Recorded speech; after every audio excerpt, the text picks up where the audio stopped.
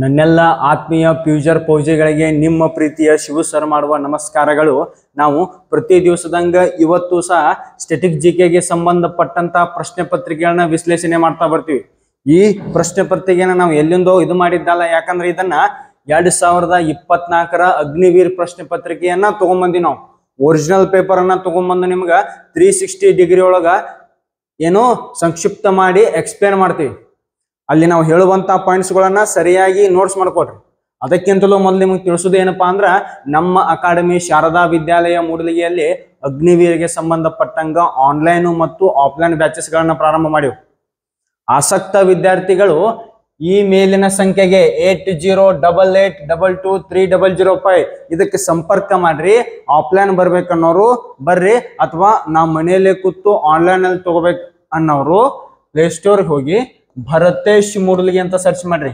ಏನಂತ? ಭರತೇಶ್ ಮೂಡಲಗಿ ಅಂತ ಸರ್ಚ್ ಮಾಡ್ರಿ. ನಿಮ್ಗೆ ನಮ್ಮ ಆ್ಯಪ್ ಸಿಗ್ತದ.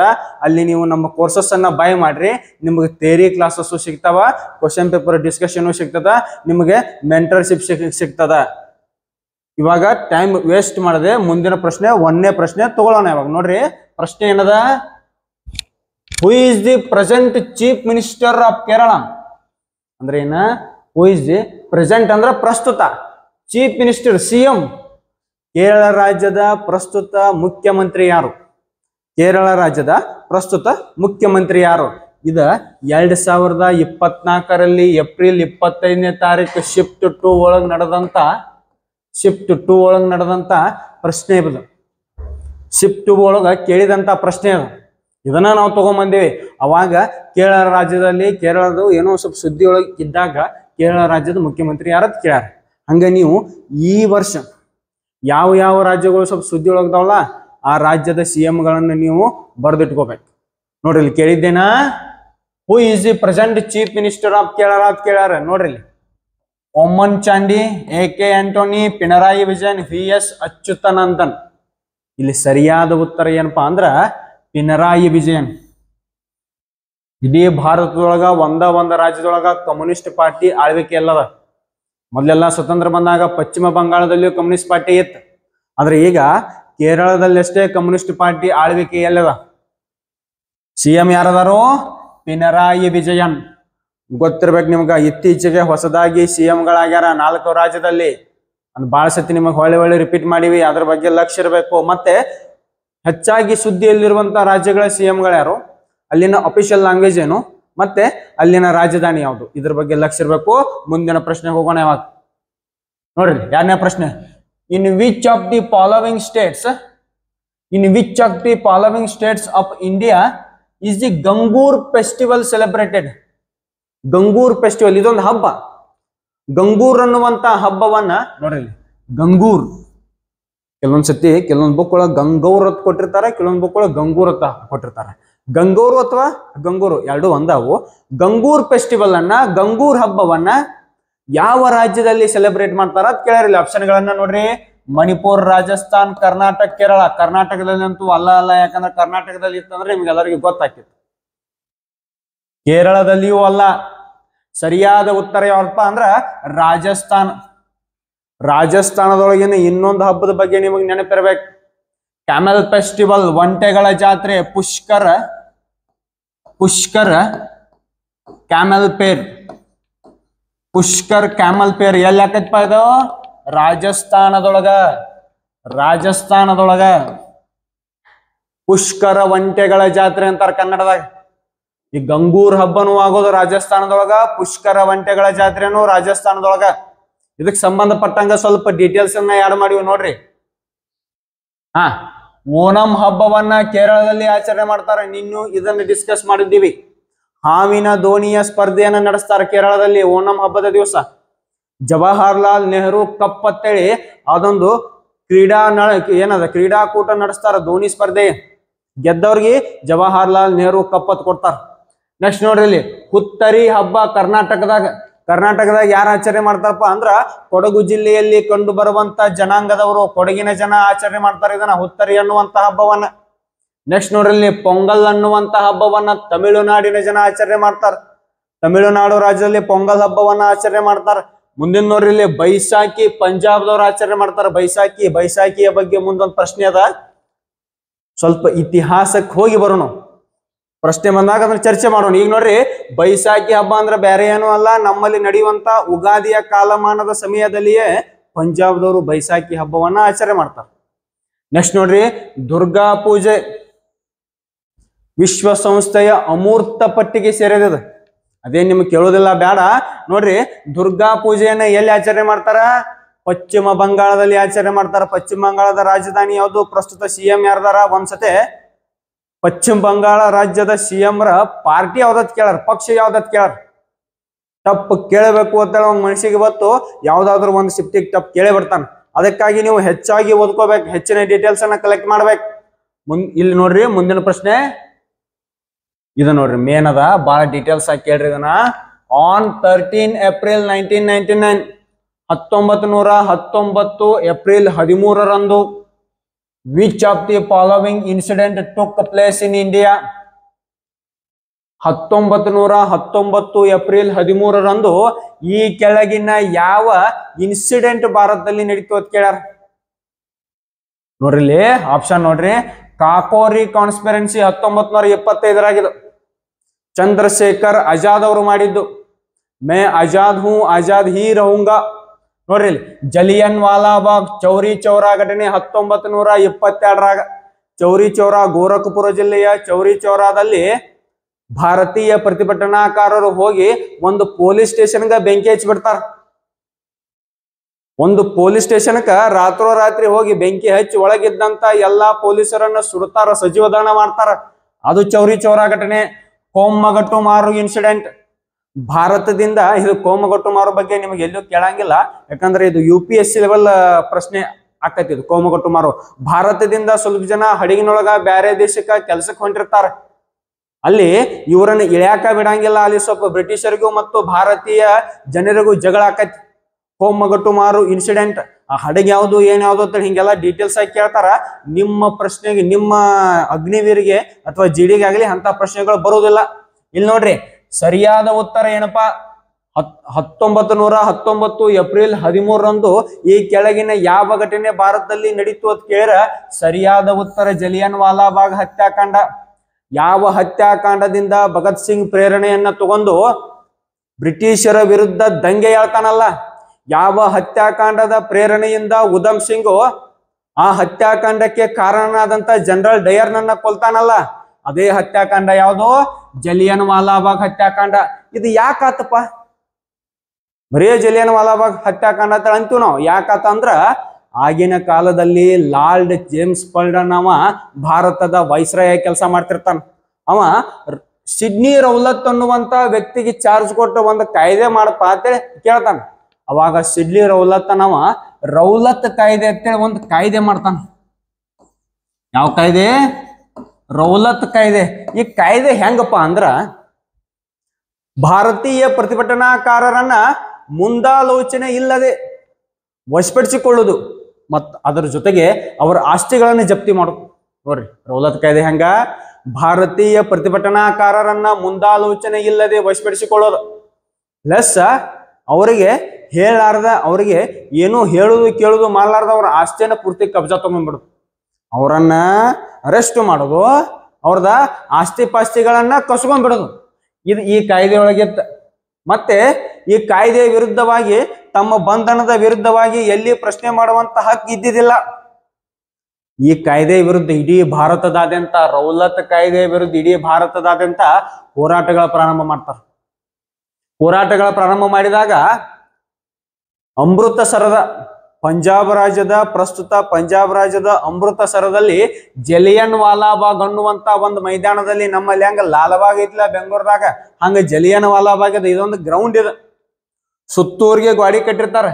ನೋಡ್ರಿ ಇಲ್ಲಿ ಸ್ವಲ್ಪ ಇದ್ರ ಬಗ್ಗೆ ಡೀಟೇಲ್ಸ್ ಅನ್ನ ಹೆಚ್ಚಿನ ಕೊಡೋಣ ನಿಮ್ಗೆ. ಯಾಕಂದ್ರ ಮಹಾನ್ ಕ್ರಾಂತಿಕಾರಿಗಳನ್ನ ಹುಟ್ಟು ಹಾಕಿದಂತ ಘಟನೆ ಇದು ಭಾರತದಲ್ಲಿ. ಈಗ ಎಲ್ಲಾರು ನೀವು ಭಗತ್ ಸಿಂಗ್ ಅಂತಿರಲ್ಲ, ಅಂತ ಕ್ರಾಂತಿಕಾರಿಗಳನ್ನ ಹುಟ್ಟು ಹಾಕಿದಂತ ಘಟನೆ ಇದು. ಏನಪ್ಪಾ ಅಂದ್ರ ಜಲಿಯನ್ ವಾಲಾಬಾಗ್ ಗ್ರೌಂಡ್ ಹೆಂಗಿರ್ತೈತಿ ಅಂದ್ರ ಸುತ್ತೂರಿಗೂ ಗಾಡಿ, ಒಂದ ಕಡೆ ಎಂಟ್ರಿ ಒಂದ ಕಡೆ ಎಕ್ಸಿಟ್. ಸುತ್ತೂರಿಗೆ ಗಾಡಿ ಒಂದ ಕಡೆ ಎಂಟ್ರಿ ಒಂದ ಕಡೆ ಎಕ್ಸಿಟ್.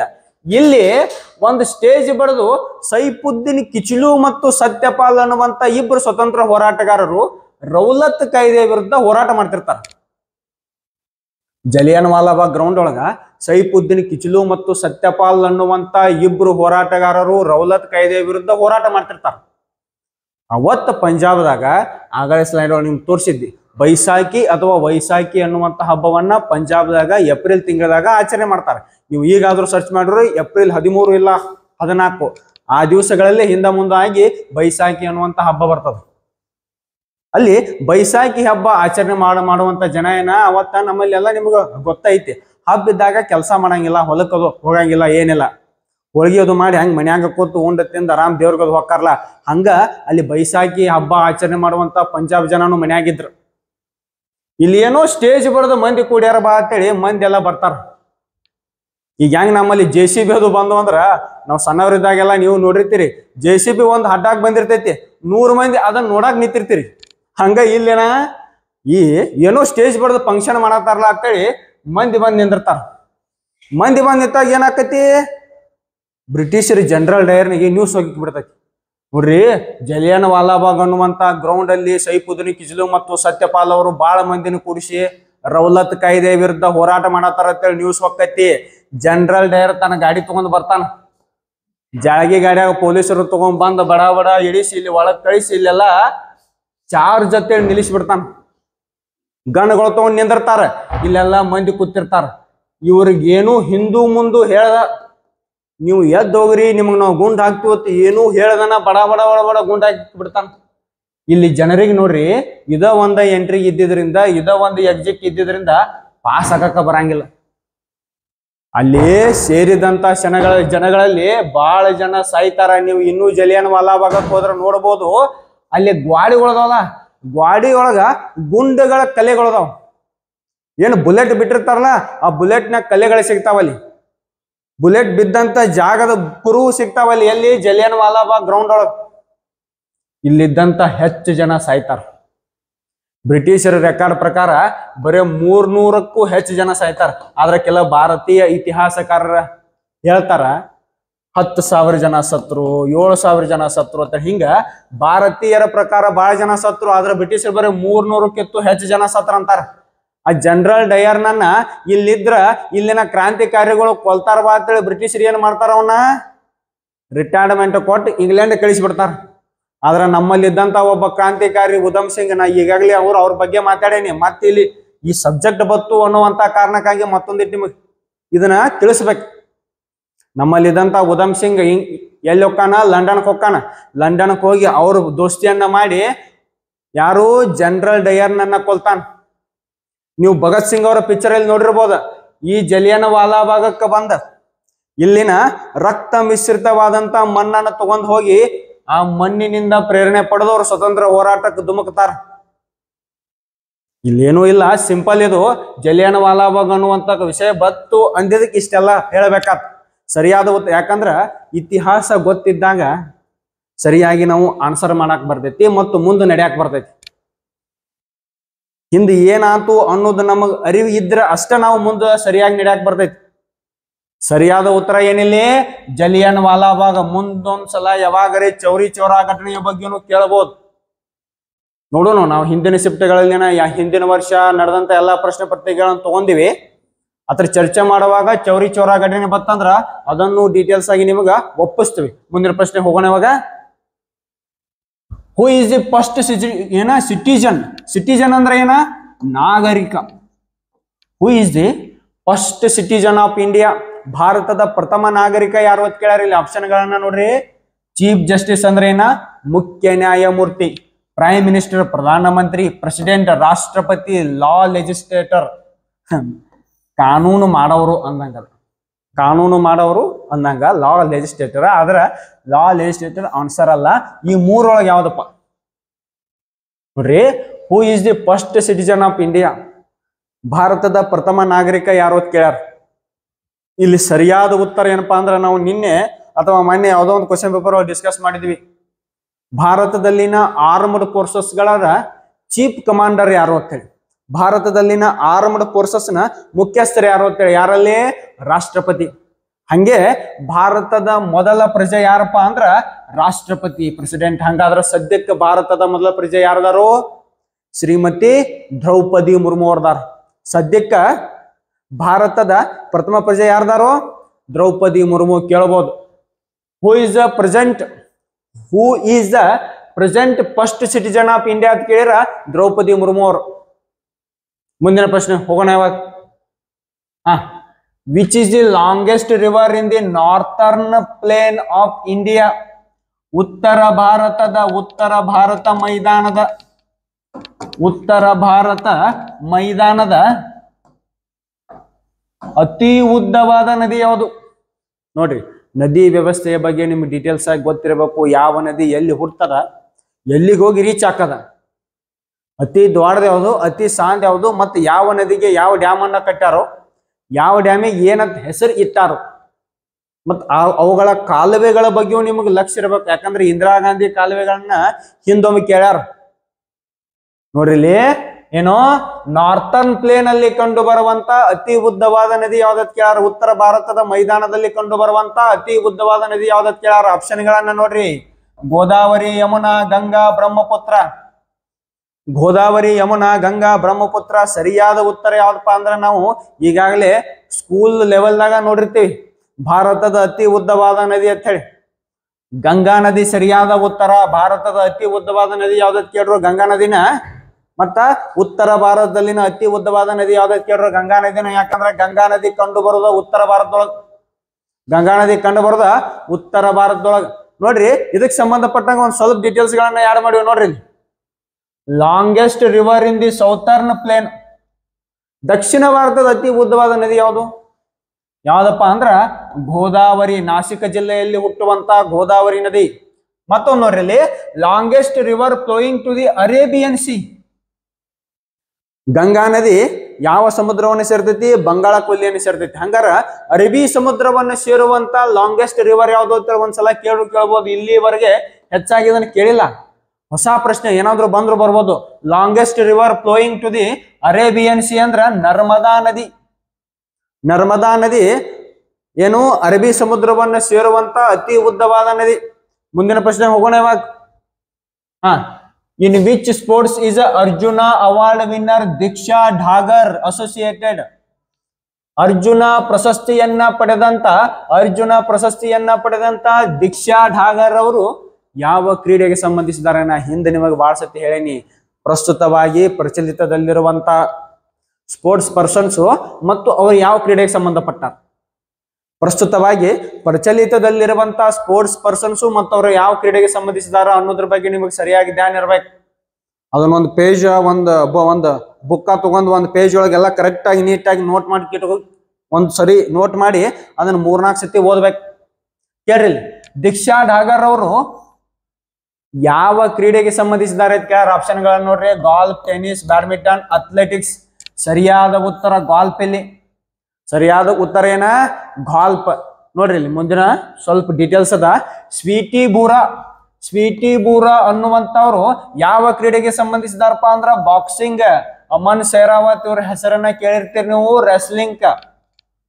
ಮೊಹಮ್ಮದ್ ಶಮಿ ಅವರು ಕ್ರಿಕೆಟ್ಗೆ ಸಂಬಂಧಪಟ್ಟಾರ.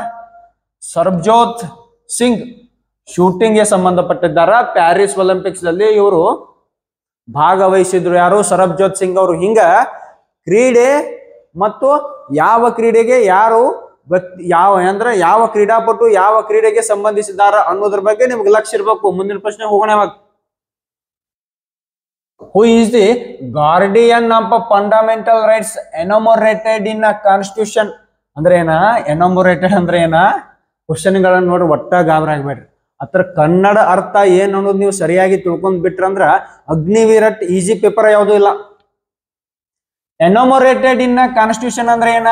ಭಾರತದ ಸಂವಿಧಾನದಲ್ಲಿರುವ ಮೂಲಭೂತ ಹಕ್ಕುಗಳ ಫಂಡಮೆಂಟಲ್ ರೈಟ್ಸ್ ದ ಗಾರ್ಡಿಯನ್ ಯಾರ? ಗಾರ್ಡಿಯನ್ ಅಂದ್ರೆ ಏನ? ರಕ್ಷಕ. ಸಿಂಪಲ್ ನೋಡ್ರಿ ಸೆಂಟೆನ್ಸ್. ಭಾರತದ ಸಂವಿಧಾನದಲ್ಲಿರುವ ಮೂಲಭೂತ ಹಕ್ಕುಗಳ ರಕ್ಷಕ ಯಾರು? ಬಹಳ ಸಿಂಪಲ್ ಇದು. ಆಪ್ಷನ್ ಗಳನ್ನ ನೋಡ್ರಿ, president, parliament, supreme court, cabinet minister. ಸರಿಯಾದ ಉತ್ತರ ಏನಪ್ಪಾ ಅಂದ್ರೆ ಇಲ್ಲಿ ಓದಿರ್ತೀರಿ, ಗೊತ್ತಿರ್ತದ. ಸರಿಯಾದ ಉತ್ತರ ಏನಪ್ಪಾ ಅಂದ್ರ ಸುಪ್ರೀಂ ಕೋರ್ಟ್. ಆರ್ಟಿಕಲ್ 32 ಅಡಿಯಲ್ಲಿ ಫಂಡಮೆಂಟಲ್ ರೈಟ್ಸ್, ಯಾವ್ದಾದ್ರು ವ್ಯಕ್ತಿಯ ಫಂಡಮೆಂಟಲ್ ರೈಟ್ಸ್ಗಳು ಧಕ್ಕೆಯಾದ್ರ ಭಾರತದ ಸುಪ್ರೀಂ ಕೋರ್ಟ್ಗೆ ಆತ ವಿಸಿಟ್ ಕೊಡಬಹುದು, ಆತ ಅಪೀಲ್ ಅನ್ನ ಹೋಗ್ಬೋದು, ಆತ ಸುಪ್ರೀಂ ಕೋರ್ಟ್ ಅಲ್ಲಿ ದಾವೆಯನ್ನ ಹೂಡಬಹುದು. ಈ ಸಂವಿಧಾನದ ಬಗ್ಗೆ ಪೂರ್ತಿ ಇಲ್ಲಿ ಪಾಠ ಮಾಡಕ್ ಆಗಂಗಿಲ್ಲ, ಇಷ್ಟೇ ಇರ್ಲಿ. ಮುಂದೆ ನೋಡೋಣ. ಇವಾಗ Buddha preached in which language? ಬುದ್ಧನ ಪ್ರವಚನಗಳು ಯಾವ ಭಾಷೆಯಲ್ಲಿವೆ? ನಿಮಗೆ ಗೊತ್ತಿರಬೇಕು, ಕ್ರಿಸ್ತ ಪೂರ್ವ 6ನೇ ಶತಮಾನದಲ್ಲಿ ಜಗತ್ತಿನಲ್ಲಿ ಮತ್ತು ಭಾರತದಲ್ಲಿ ಹೊಸ ಮತಗಳ ಉದಯವಾದವು. ಯಾವ ವ್ಯಕ್ತಿಗಳು ಆ ಮತವನ್ನ ಪ್ರಚಾರ ಮಾಡಿದರು ಮತ್ತು ಯಾರ್ಯಾರ ರಾಜರ ಆ ಮತಗಳಿಗೆ, ಅಂದ್ರ ನಮ್ಮಲ್ಲಿ ಹುಟ್ಟಿದಂತ ಯಾವುದು ಜೈನ ಮತ್ತು ಬೌದ್ಧ ಮತಗಳಿಗೆ ಯಾವ್ಯಾವ ರಾಜರ ಸಹಾಯ ನೀಡಿದ್ರು, ಮತ್ತೆ ಎಲ್ಲೆಲ್ಲಿ ಸಮ್ಮೇಳನಗಳಾದವು, ಅವ್ರ ಬೋಧನೆಯನ್ನ ಎಲ್ಲೆಲ್ಲಿ ಮಾಡಿದ್ರು, ಮತ್ತೆ ಯಾವ ಭಾಷೆಯಲ್ಲಿ ಮಾಡಿದ್ರು, ಇದರ ಬಗ್ಗೆ ಲಕ್ಷ್ಯ ಇರ್ಬೇಕು. ಉದಾಹರಣೆಗೆ ನೀವು ಡೀಟೇಲ್ಸ್ ಆಗಿ ಓದ್ತಾ ಹೋದ್ರ ಜೈನ ಮತ್ತು ಬೌದ್ಧ ಧರ್ಮಗಳ ಭಾರತದಲ್ಲಿ ವ್ಯಾಪಕವಾಗಿ ಹರಡಾಕ ಕಾರಣ ಮೇನ್ ಲ್ಯಾಂಗ್ವೇಜ್. ಯಾಕಂದ್ರೆ ಹಿಂದೂ ಧರ್ಮ ಎಲ್ಲಾನು ಸಂಸ್ಕೃತದಲ್ಲಿಯೇ ಇತ್ತವಾಗ. ಹಿಂದೂ ಧರ್ಮದ ಗ್ರಂಥಗಳೆಲ್ಲ ಸಂಸ್ಕೃತದಲ್ಲೇ ಇದ್ದು, ಪ್ರವಚನಗಳು ಸಂಸ್ಕೃತದಲ್ಲೇ ಇದ್ದು. ಅದಕ್ಕಾಗಿ ಇವು ಎರಡು ಜನರ ಮಾತನಾಡುವಂತ ಸಾಮಾನ್ಯ ಭಾಷೆಯಲ್ಲಿ ಪ್ರವಚನಗಳನ್ನು ನೀಡಿದ್ರು. ಯಾರೋ ಜೈನ ಮತ್ತು ಬೌದ್ಧ ಧರ್ಮ ಜನರು ಸಾಮಾನ್ಯವಾಗಿ ಮಾತನಾಡುವಂತ ಭಾಷೆಯಲ್ಲಿ ಪ್ರವಚನ ನೀಡಿದರು. ಅದಕ್ಕಾಗಿ ಜೈನ ಮತ್ತು ಬೌದ್ಧ ಧರ್ಮ ಹೆಚ್ಚಾಗಿ ಪ್ರಚಾರವನ್ನ ಹೊಂದಿದ್ದು. ಹಂಗಾದ್ರೆ ಕೇಳ್ರಿ, ಇಲ್ಲಿ ಆಪ್ಷನ್ ಸಂಸ್ಕೃತ, ಭೋಜ್ಪುರಿ, ಪಾಲಿ, ಮಗಧಿ. ಇಲ್ಲಿ ಸರಿಯಾದ ಉತ್ತರ ಏನು ಅನ್ನೋದ ನಾ ಇಷ್ಟೆಲ್ಲ ಹೇಳಿದ್ನಲ್ಲ, ಅದ್ರ ಮೇಲೆ ನೀವು ತಿಳ್ಕೊಬೇಕು. ಸರಿಯಾದ ಉತ್ತರ ಏನು ಅನ್ನೋದ ನೀವ ಕಮೆಂಟ್ ಬಾಕ್ಸ್ ಒಳಗ ಕಮೆಂಟ್ ಮಾಡ್ಬೇಕು. ಮುಂದಿನ ಪ್ರಶ್ನೆ ಹೋಗೋಣ. ಇವಾಗ ನೋಡ್ರಿ, playing it my way is an autobiography of. Playing it my way ಅನ್ನೋದು ಒಂದು ಆಟೋಬಯೋಗ್ರಫಿ. ಯಾರ್ದು ಅಂತ ಕೇಳಾರ. ಆಪ್ಷನ್ಗಳನ್ನ ನೋಡ್ರಿ, MS ಧೋನಿ, ರಾಹುಲ್ ದ್ರಾವಿಡ್, ಸಚಿನ್ ತೆಂಡೂಲ್ಕರ್, ಯುವರಾಜ್ ಸಿಂಗ್. ಇಲ್ಲಿ ಸರಿಯಾದ ಉತ್ತರ ಯಾವ್ದಪ್ಪ ಅಂದ್ರ ಸಚಿನ್ ತೆಂಡೂಲ್ಕರ್. ಯಾರೋ ಸಚಿನ್ ತೆಂಡೂಲ್ಕರ್ ಭಾರತ ರತ್ನ ಪಡೆದಂತ ಅತಿ ಕಿರಿಯ ವ್ಯಕ್ತಿ. ಸಚಿನ್ ತೆಂಡೂಲ್ಕರ್ ಭಾರತ ರತ್ನ ಅವಾರ್ಡ್ ಅನ್ನ ಪಡೆದಂತ ಅತಿ ಕಿರಿಯ ವ್ಯಕ್ತಿ. ಭಾರತದ ಅತ್ಯುನ್ನತ ನಾಗರಿಕ ಪ್ರಶಸ್ತಿ ಯಾವುದು? ಭಾರತ ರತ್ನ. ಆ ಪ್ರಶಸ್ತಿಯನ್ನ ಪಡೆದಂತ, ಭಾರತ ರತ್ನ ಪ್ರಶಸ್ತಿಯನ್ನ ಪಡೆದಂತ ಅತಿ ಕಿರಿಯ ವ್ಯಕ್ತಿ ಯಾರು? ಸಚಿನ್ ತೆಂಡೂಲ್ಕರ್. ನೋಡ್ರಿ, ಇಲ್ಲಿ ಸ್ವಲ್ಪ ಕ್ರಿಕೆಟರ್ಗಳ ಏನವರು ಆಟೋಬಯೋಗ್ರಫಿಯನ್ನ ಹಾಕಿವಿ. ಯುವರಾಜ್ ಸಿಂಗ್ ಅವ್ರದ್ದೇನೋ the test of my life, cancer ಗೆದ್ದಂತ ಯುವರಾಜ್ ಸಿಂಗ್ ಅವರು ಆಟೋಬಯೋಗ್ರಫಿ ಏನು? The test of my life. Anil Kumble ಅವ್ರದೇನು? ಅನಿಲ್ ಕುಂಬ್ಳೆ ಅವ್ರದೇನು? Wide angle and autobiography. Next ನೋಡ್ರಿ, ಇಲ್ಲಿ ರಾಹುಲ್ ದ್ರಾವಿಡ್ ಅವ್ರದೇನು? Timeless steel. ಹಿಂಗ ಅನೇಕ ಕ್ರೀಡಾಪಟುಗಳ ಮತ್ತು ಅವರ ಆಟೋಬಯೋಗ್ರಫಿಗಳ ಬಗ್ಗೆ ನಿಮಗೆ ಲಕ್ಷ್ಯ ಇರಬೇಕು. ಒಂದು ಪೇಜ್ ಒಳಗೆ ಒಂದು ನೋಟ್ ಮಾಡಿ ಇಟ್ಕೋಬೇಕು. ಮುಂದಿನ ಪ್ರಶ್ನೆ ಹೋಗೋಣ. ಇವಾಗ 10ನೇ ಪ್ರಶ್ನೆ. ಆಸ್ ಪರ್ ಸೆನ್ಸಸ್ 2011 2011 ಜನಗಣತಿಯ ಪ್ರಕಾರ ವಿಚ್ ಸ್ಟೇಟ್, ಯಾವ ರಾಜ್ಯ has the lowest sex ratio ಅಂದ್ರೆ ಏನ? ಅತಿ ಕಡಿಮೆ ಲಿಂಗಾನುಪಾತವನ್ನ ಯಾವ ರಾಜ್ಯ ಹೊಂದಿದ? ಯಾವುದರ ಪ್ರಕಾರ? 2011 ಜನಗಣತಿಯ ಪ್ರಕಾರ. ಆಪ್ಷನ್ಗಳನ್ನು ನೋಡ್ರಿ, ಪಂಜಾಬ್, ಹರಿಯಾಣ, ಉತ್ತರ ಪ್ರದೇಶ್, ಬಿಹಾರ್. ಪಂಜಾಬ್, ಹರಿಯಾಣ, ಉತ್ತರ ಪ್ರದೇಶ್, ಬಿಹಾರ್. ನಿಮಗೆಲ್ಲ ಇದರ ಬಗ್ಗೆ ಗೊತ್ತದ. ಹೊಳಿ ಜಾಸ್ತಿ ನಿಮಗೇನು ಇದನ್ನ ಹೇಳೋದು ಬೇಕಾಗಿಲ್ಲ. ಸರಿಯಾದ ಉತ್ತರ ಹರಿಯಾಣ. ಹಂಗಾರ ಹೈಯೆಸ್ಟ್ ಸೆಕ್ಸ್ ರೇಷಿಯೋ ಹೊಂದಿದಂತ ರಾಜ್ಯ ಯಾವುದು? ಕೇಂದ್ರಾಡಳಿತ ಪ್ರದೇಶ ಯಾವುದು? ಇದ್ರ ಬಗ್ಗೆ ಎಲ್ಲ ನಿಮ್ಗೆ ಸ್ವಲ್ಪ ಆಡ್ ಮಾಡಿ ನೋಡ್ರಿ. ಇಲ್ಲಿ ಲೋವೆಸ್ಟ್ ಸೆಕ್ಸ್ ರೇಷಿಯೋ ಸ್ಟೇಟ್ ಯಾವುದು? Haryana. Highest sex ratio state Kerala. Lowest literacy ಅಂದ್ರ ಸಾಕ್ಷರತೆ, lowest literacy state Bihar. Highest literacy rate state Kerala. ಹಿಂಗ 2011 ಜನಗಣತಿಯ ಬಗ್ಗೆ ಸಂಪೂರ್ಣವಾಗಿ ತಿಳ್ಕೊಂಡಿರ್ಬೇಕು ನೀವು. ಸಮಯಾವಕಾಶ ಸಿಕ್ಕರೆ ನಾವು 2011 ಜನಗಣತಿಯ ಬಗ್ಗೆ ಒಂದು ಸ್ಪೆಷಲ್ ಆದಂತ ಟಾಪಿಕ್ ಅನ್ನು ತಗೊಂಡ್ಬಂದು ಯೂಟ್ಯೂಬ್ ಅಲ್ಲಿ ಮಾಡೋದಾದ್ರೆ ಮಾಡೋಣ. ಮುಂದಿನ ಪ್ರಶ್ನೆ ನೋಡೋಣ. In which state are the K3 mines located? K3 ಅನ್ನುವಂತ ಮೈನಿಂಗ್ ಐತಿರಲ್ಲ, ಏನಂತೀರಿ ನಾವು? ಮೈನಿಂಗ್ ಅಂದ್ರೆ ಏನು? ಗಣಿಗಾರಿಕೆ, ಗಣಿ. K3 ಅನ್ನುವಂತ ಗಣಿ ಯಾವ ರಾಜ್ಯದಲ್ಲಿ ಕಂಡು ಬರ್ತದ ಕೇಳರಿಲ್ಲ. ಆಪ್ಷನ್ಗಳನ್ನ ನೋಡ್ರಿ. ಇದು K3 ಗಣಿ ತಾಮ್ರದ ಗಣಿ, ಅದು ಕಾಪರ್ ಗಣಿ ಅದ. ಆಪ್ಷನ್ಗಳನ್ನ ನೋಡ್ರಿ, ಒರಿಸ್ಸಾ, ರಾಜಸ್ಥಾನ್, ಬಿಹಾರ್, ಉತ್ತರ ಪ್ರದೇಶ್. ಕೇತ್ರಿ ಅನ್ನುವಂತ ಗಣಿ ಯಾವ ರಾಜ್ಯದಲ್ಲಿ ಕಂಡು ಬರ್ತದ ಅಂತ ಕೇಳ್ಯಾರ ಇಲ್ಲಿ. ಕೇತ್ರಿ ಗಣಿ ಯಾವ ರಾಜ್ಯದೊಳಗೆ ಕಂಡು ಬರ್ತದಪ್ಪ ಅಂದ್ರ ಆಪ್ಷನ್ 2 ರಾಜಸ್ಥಾನ್. ಆಪ್ಷನ್ 2 ರಾಜಸ್ಥಾನ್. ಮತ್ತೆ ಇನ್ನೂ ಭಾರತದಲ್ಲಿರುವಂತ ಕೆಲ ಪ್ರಮುಖ ಗಣಿಗಳು ಮತ್ತು ಅವುಗಳ ರಾಜ್ಯಗಳನ್ನ ನಿಮಗೆ ಡೀಟೇಲ್ಸ್ ಕೊಟ್ಟಿವಿ ನೋಡ್ರಿ ಇಲ್ಲಿ.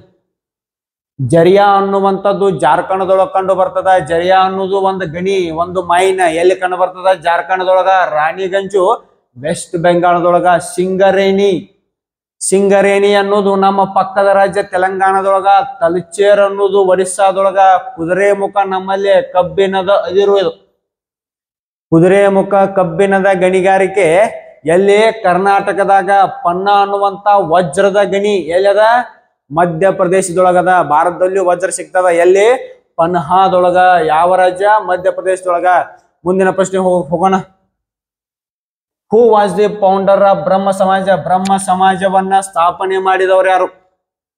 ಬ್ರಹ್ಮ ಸಮಾಜವನ್ನ ಸ್ಥಾಪನೆ ಮಾಡಿದವರು ಆಪ್ಷನ್ಗಳನ್ನು ನೋಡ್ರಿ. ದಯಾರಾಮ್ ಆಗ್ಬೇಕದು. ದಯಾನಂದ ಸರಸ್ವತಿ, ಸ್ವಾಮಿ ವಿವೇಕಾನಂದ, ಜ್ಯೋತಿಬಾ ಫುಲೆ, ರಾಜಾರಾಮ್ ಮೋಹನ್ ರಾಯ್. ದಯಾನಂದ ಸರಸ್ವತಿ ಅವರು ಆರ್ಯ ಸಮಾಜವನ್ನ ಸ್ಥಾಪನೆ ಮಾಡಿದ್ರು, ಆಂಗ್ಲೋ ವೇದಿಕ್ ಕಾಲೇಜ್. ನೆಕ್ಸ್ಟ್ ನೋಡ್ರಿ, ಸ್ವಾಮಿ ವಿವೇಕಾನಂದರವರು 1893ರಲ್ಲಿ ಚಿಕಾಗೋ ವಿಶ್ವ ಧರ್ಮ ಸಮ್ಮೇಳನದಲ್ಲಿ my dear brothers and sisters of America ಅಂತ ಹೇಳಿ ಇಡೀ ಜಗತ್ತಿಗೆ ಭಾರತದ ಸಂಸ್ಕೃತಿಯನ್ನ ಪರಿಚಯ ಮಾಡಿಕೊಟ್ರು. ರಾಮಕೃಷ್ಣ ಮಿಷನ್ ಅನ್ನುವಂತ ಒಂದು ಸಂಸ್ಥೆಯನ್ನ ಸ್ಥಾಪನೆ ಮಾಡಿದ್ರು. ಅದು ಇನ್ನೂ ಆದರೂ ಸಹ ಇವತ್ತಿಗೂ ಸಹ ಜನರ ಕಲ್ಯಾಣದಲ್ಲಿ ತನ್ನನ್ನ ತೊಡಗಿಸಿಕೊಂಡದ. ನೆಕ್ಸ್ಟ್ ನೋಡ್ರಿ, ಜ್ಯೋತಿಬಾ ಫುಲೆ ಅವರು. ಇವರ ಹೆಂಡತಿ ಸಾವಿತ್ರಿಬಾಯಿ ಫುಲೆ ಅವರು ಭಾರತದ ಮೊದಲ ಮಹಿಳಾ ಶಿಕ್ಷಕಿ. ಸತ್ಯಶೋಧಕ ಸಮಾಜವನ್ನ ಸ್ಥಾಪನೆ ಮಾಡಿದ್ರು ಯಾರು? ಜ್ಯೋತಿಬಾ ಫುಲೆ ಅವರು. ಹಂಗಾರೆ ಇಲ್ಲಿ ಸರಿಯಾದ ಉತ್ತರ ಏನು?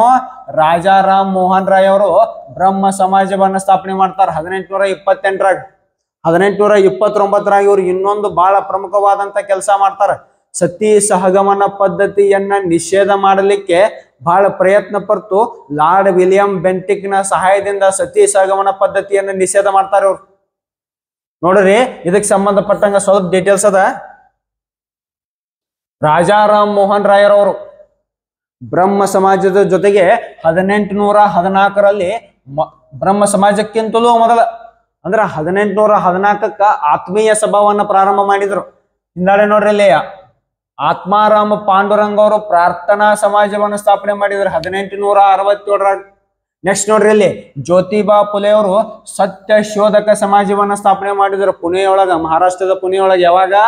1873ರಾಗ. ಇನ್ನ ದಯಾನಂದ ಸರಸ್ವತಿ ಅವರು ಆರ್ಯ ಸಮಾಜವನ್ನ ಸ್ಥಾಪನೆ ಮಾಡಿದ್ರು. ಯಾವಾಗ? 1875ರಾಗ. ಇನ್ನ ಸ್ವಾಮಿ ವಿವೇಕಾನಂದರವರು, ಸಿಡಿಲ ಸಂತ ಸ್ವಾಮಿ ವಿವೇಕಾನಂದರವರು ರಾಮಕೃಷ್ಣ ಮಿಷನ್ ಅನ್ನ ಆರಂಭ ಮಾಡಿದ್ರೆ. ಯಾವಾಗ? 1897ರಾಗ. ಈ ಇಸ್ವಿಗಳ ನೆನಪಿರ್ಲಿಲ್ಲ ಅಂದ್ರೂ ನಡೀತದ. ಆದ್ರ ಯಾವ ಸಮಾಜವನ್ನ ಯಾರು ಸ್ಥಾಪನೆ ಮಾಡಿದ್ರು? ಯಾಕಂದ್ರೆ ಭಾರತದಲ್ಲಿನ ಧಾರ್ಮಿಕ ಸುಧಾರಣಾ ಚಳವಳಿಗಳ ಬಗ್ಗೆ ನಿಮಗೆ ಲಕ್ಷ್ಯ ಇರ್ಬೇಕು. ಯಾವ ಸಮಾಜವನ್ನ ಯಾರು ಸ್ಥಾಪನೆ ಮಾಡಿದ್ರು, ಯಾರು ಯಾವ ಬುಕ್ ಅನ್ನು ಬರೆದ್ರು ಅನ್ನೋದ್ರ ಬಗ್ಗೆನೂ ನಿಮ್ಗೆ ಲಕ್ಷ್ಯ ಇರ್ಬೇಕು. ಮುಂದಿನ ಪ್ರಶ್ನೆ ಹೋಗೋಣ. ಯಾವಾಗ? Which of the following article describes India as a union of territory? Which of the following article describes India as a union of territory? Bharat ನೋಡ್ರಿ, ಈ ಕೆಳಗಿನ ಯಾವ ವಿಧಿಗಳು ಭಾರತವನ್ನ ಯೂನಿಯನ್ ಆಫ್ ಇಂಡಿಯಾ, ಸಂಯುಕ್ತ ಭಾರತ ಅಂತ ಹೇಳ್ತದ ಅಂತ ಕೇಳಾರಿಲ್ಲಿ. ಇಲ್ಲಿ ಸರಿಯಾದ ಉತ್ತರ ಏನಪ್ಪಾ ಅಂದ್ರ ಇವು 4 ಆರ್ಟಿಗಳ ಬಗ್ಗೆ, ಇವು 4 ವಿಧಿಗಳ ಬಗ್ಗೆ ನಾನು ನಿಮಗೆ ಮುಂದಿನ ಸ್ಲೈಡ್ ಒಳಗೆ ತೋರ್ಸೇನಿ. ಇಲ್ಲಿ ಸರಿಯಾದ ಉತ್ತರ ಏನಪ್ಪಾ ಅಂದ್ರ ಆರ್ಟಿಕಲ್ 1 ನೋಡ್ರಿ. ಇಲ್ಲಿ ಡೀಟೇಲ್ಸ್ ಆರ್ಟಿಕಲ್ ಅಂಡ್ ಡಿಫೈನ್. ಇಲ್ಲಿ ಆರ್ಟಿಕಲ್ ಗಳನ್ನ ಕೊಟ್ಟೇನಿ. ಇವು ಇಲ್ಲಿ ಯಾವ ಆರ್ಟಿಕಲ್ ಯಾವುದರ ಬಗ್ಗೆ ವಿಶ್ಲೇಷಣೆ ಮಾಡ್ತದ, ಹೇಳ್ತದ ಅನ್ನೋದನ್ನ ಕೊಟ್ಟೀನಿ. ಒಂದನೇದ್ ನೋಡ್ರಿ, ಏನ ಆರ್ಟಿಕಲ್ 1 ಏನ? India that is Bharat is a union of states. ಎರಡನೇದ್ ನೋಡ್ರಿ, ಇಲ್ಲಿ empowers the parliament to establish a new state. ಅಂದ್ರ ಒಂದು ಹೊಸ ರಾಜ್ಯವನ್ನ ಕಟ್ಟಲಿಕ್ಕೆ ಪಾರ್ಲಿಮೆಂಟ್ಗೆ ಹಕ್ಕದ ಅಂತೇಳಿ ಹೇಳುವಂತದ್ದು ಯಾವುದು? ಆರ್ಟಿಕಲ್ 2.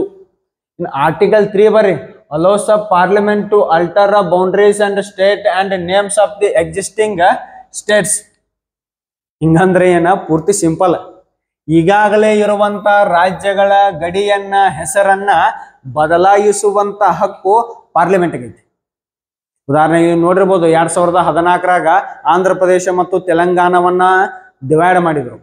ಬದಲಾವಣೆ ಮಾಡಿದ್ರು. ಹಂಗ ಈಗಾಗಲೇ ಇರುವಂತ ರಾಜ್ಯಗಳ ಹೆಸರನ್ನ ಮತ್ತು ಬೌಂಡ್ರಿಗಳನ್ನ ಬದಲಾಯಿಸುವಂತ ಹಕ್ಕು ಯಾರಿಗದ? ಪಾರ್ಲಿಮೆಂಟ್ಗದ. ಮತ್ತೊಂದು ನೋಡ್ರಿ, any law made under the article 2 and 3 is not considered an amendment to the constitution. ಈ ಎರಡು ಬಹಳ ಸಿಂಪಲ್, ಅದೇ ನೀವು ಬಹಳ ತಲೆ ಕೆಡಿಸ್ಕೊಳ್ಳುವಂಥದ್ದು ಬೇಕಾಗಿಲ್ಲ. ಸುಮ್ಮನೆ ಡೀಟೇಲ್ಸ್ ನಿಮ್ಗೆ ಗೊತ್ತಿರ್ಲಿ ಅಂತ ಹಾಕಿವಲ್ಲಿ. ವಿಧಿ 2 ಮತ್ತು 3ರ ಅಡಿ ಮಾಡಿರುವಂತ ಕೆಲಸ ಏನಿರ್ತಾವಲ್ಲ, ಏನು ಬೌಂಡ್ರೀಸ್ಗಳನ್ನ ಅಲ್ಟರ್ ಮಾಡೋದು ಅಥವಾ ಹೊಸ ರಾಜ್ಯಗಳನ್ನ ಸ್ಥಾಪನೆ ಮಾಡೋದು, ಅವುಗಳನ್ನ ಸಂವಿಧಾನದ ತಿದ್ದುಪಡಿ ಅಂತೇಳಿ ಕನ್ಸಿಡರ್ ಮಾಡಂಗಿಲ್ಲ. ಇದು ವಿಧಿ 4 ಸಂವಿಧಾನದಲ್ಲಿನ ಆರ್ಟಿಕಲ್ 4 ನಮಗ ತಿಳಿಸಿಕೊಡ್ತದೆ. ಮುಂದಿನಕ್ಕೆ ಹೋಗೋಣ. 14ನೇದು, which of the following schemes was launched in 2024 2024ರಲ್ಲಿ ಈ ಕೆಳಗಿನವಲ್ಲಿ ಯಾವ ಸ್ಕೀಮ್ ಲಾಂಚ್ ಆಯ್ತು ಅಂತ ಕೇಳ್ಯಾರ. ಹೆಚ್ಚು ಕಮ್ಮಿ ಕ್ವಶನ್ ಹೆಂಗಬೇಕಂದ್ರ ಇದು ನಾವು ಅಪ್ಡೇಟ್ ಮಾಡ್ಕೊಂತೀವಿ. 2024 ಜನವರಿ ಒಳಗೆ ಯಾವ ಸ್ಕೀಮ್ ಲಾಂಚ್ ಆಯ್ತು ಅಂತೇಳಿ ಅಪ್ಡೇಟ್ ಮಾಡಿವಿ ನಾವು ಇದನ್ನ.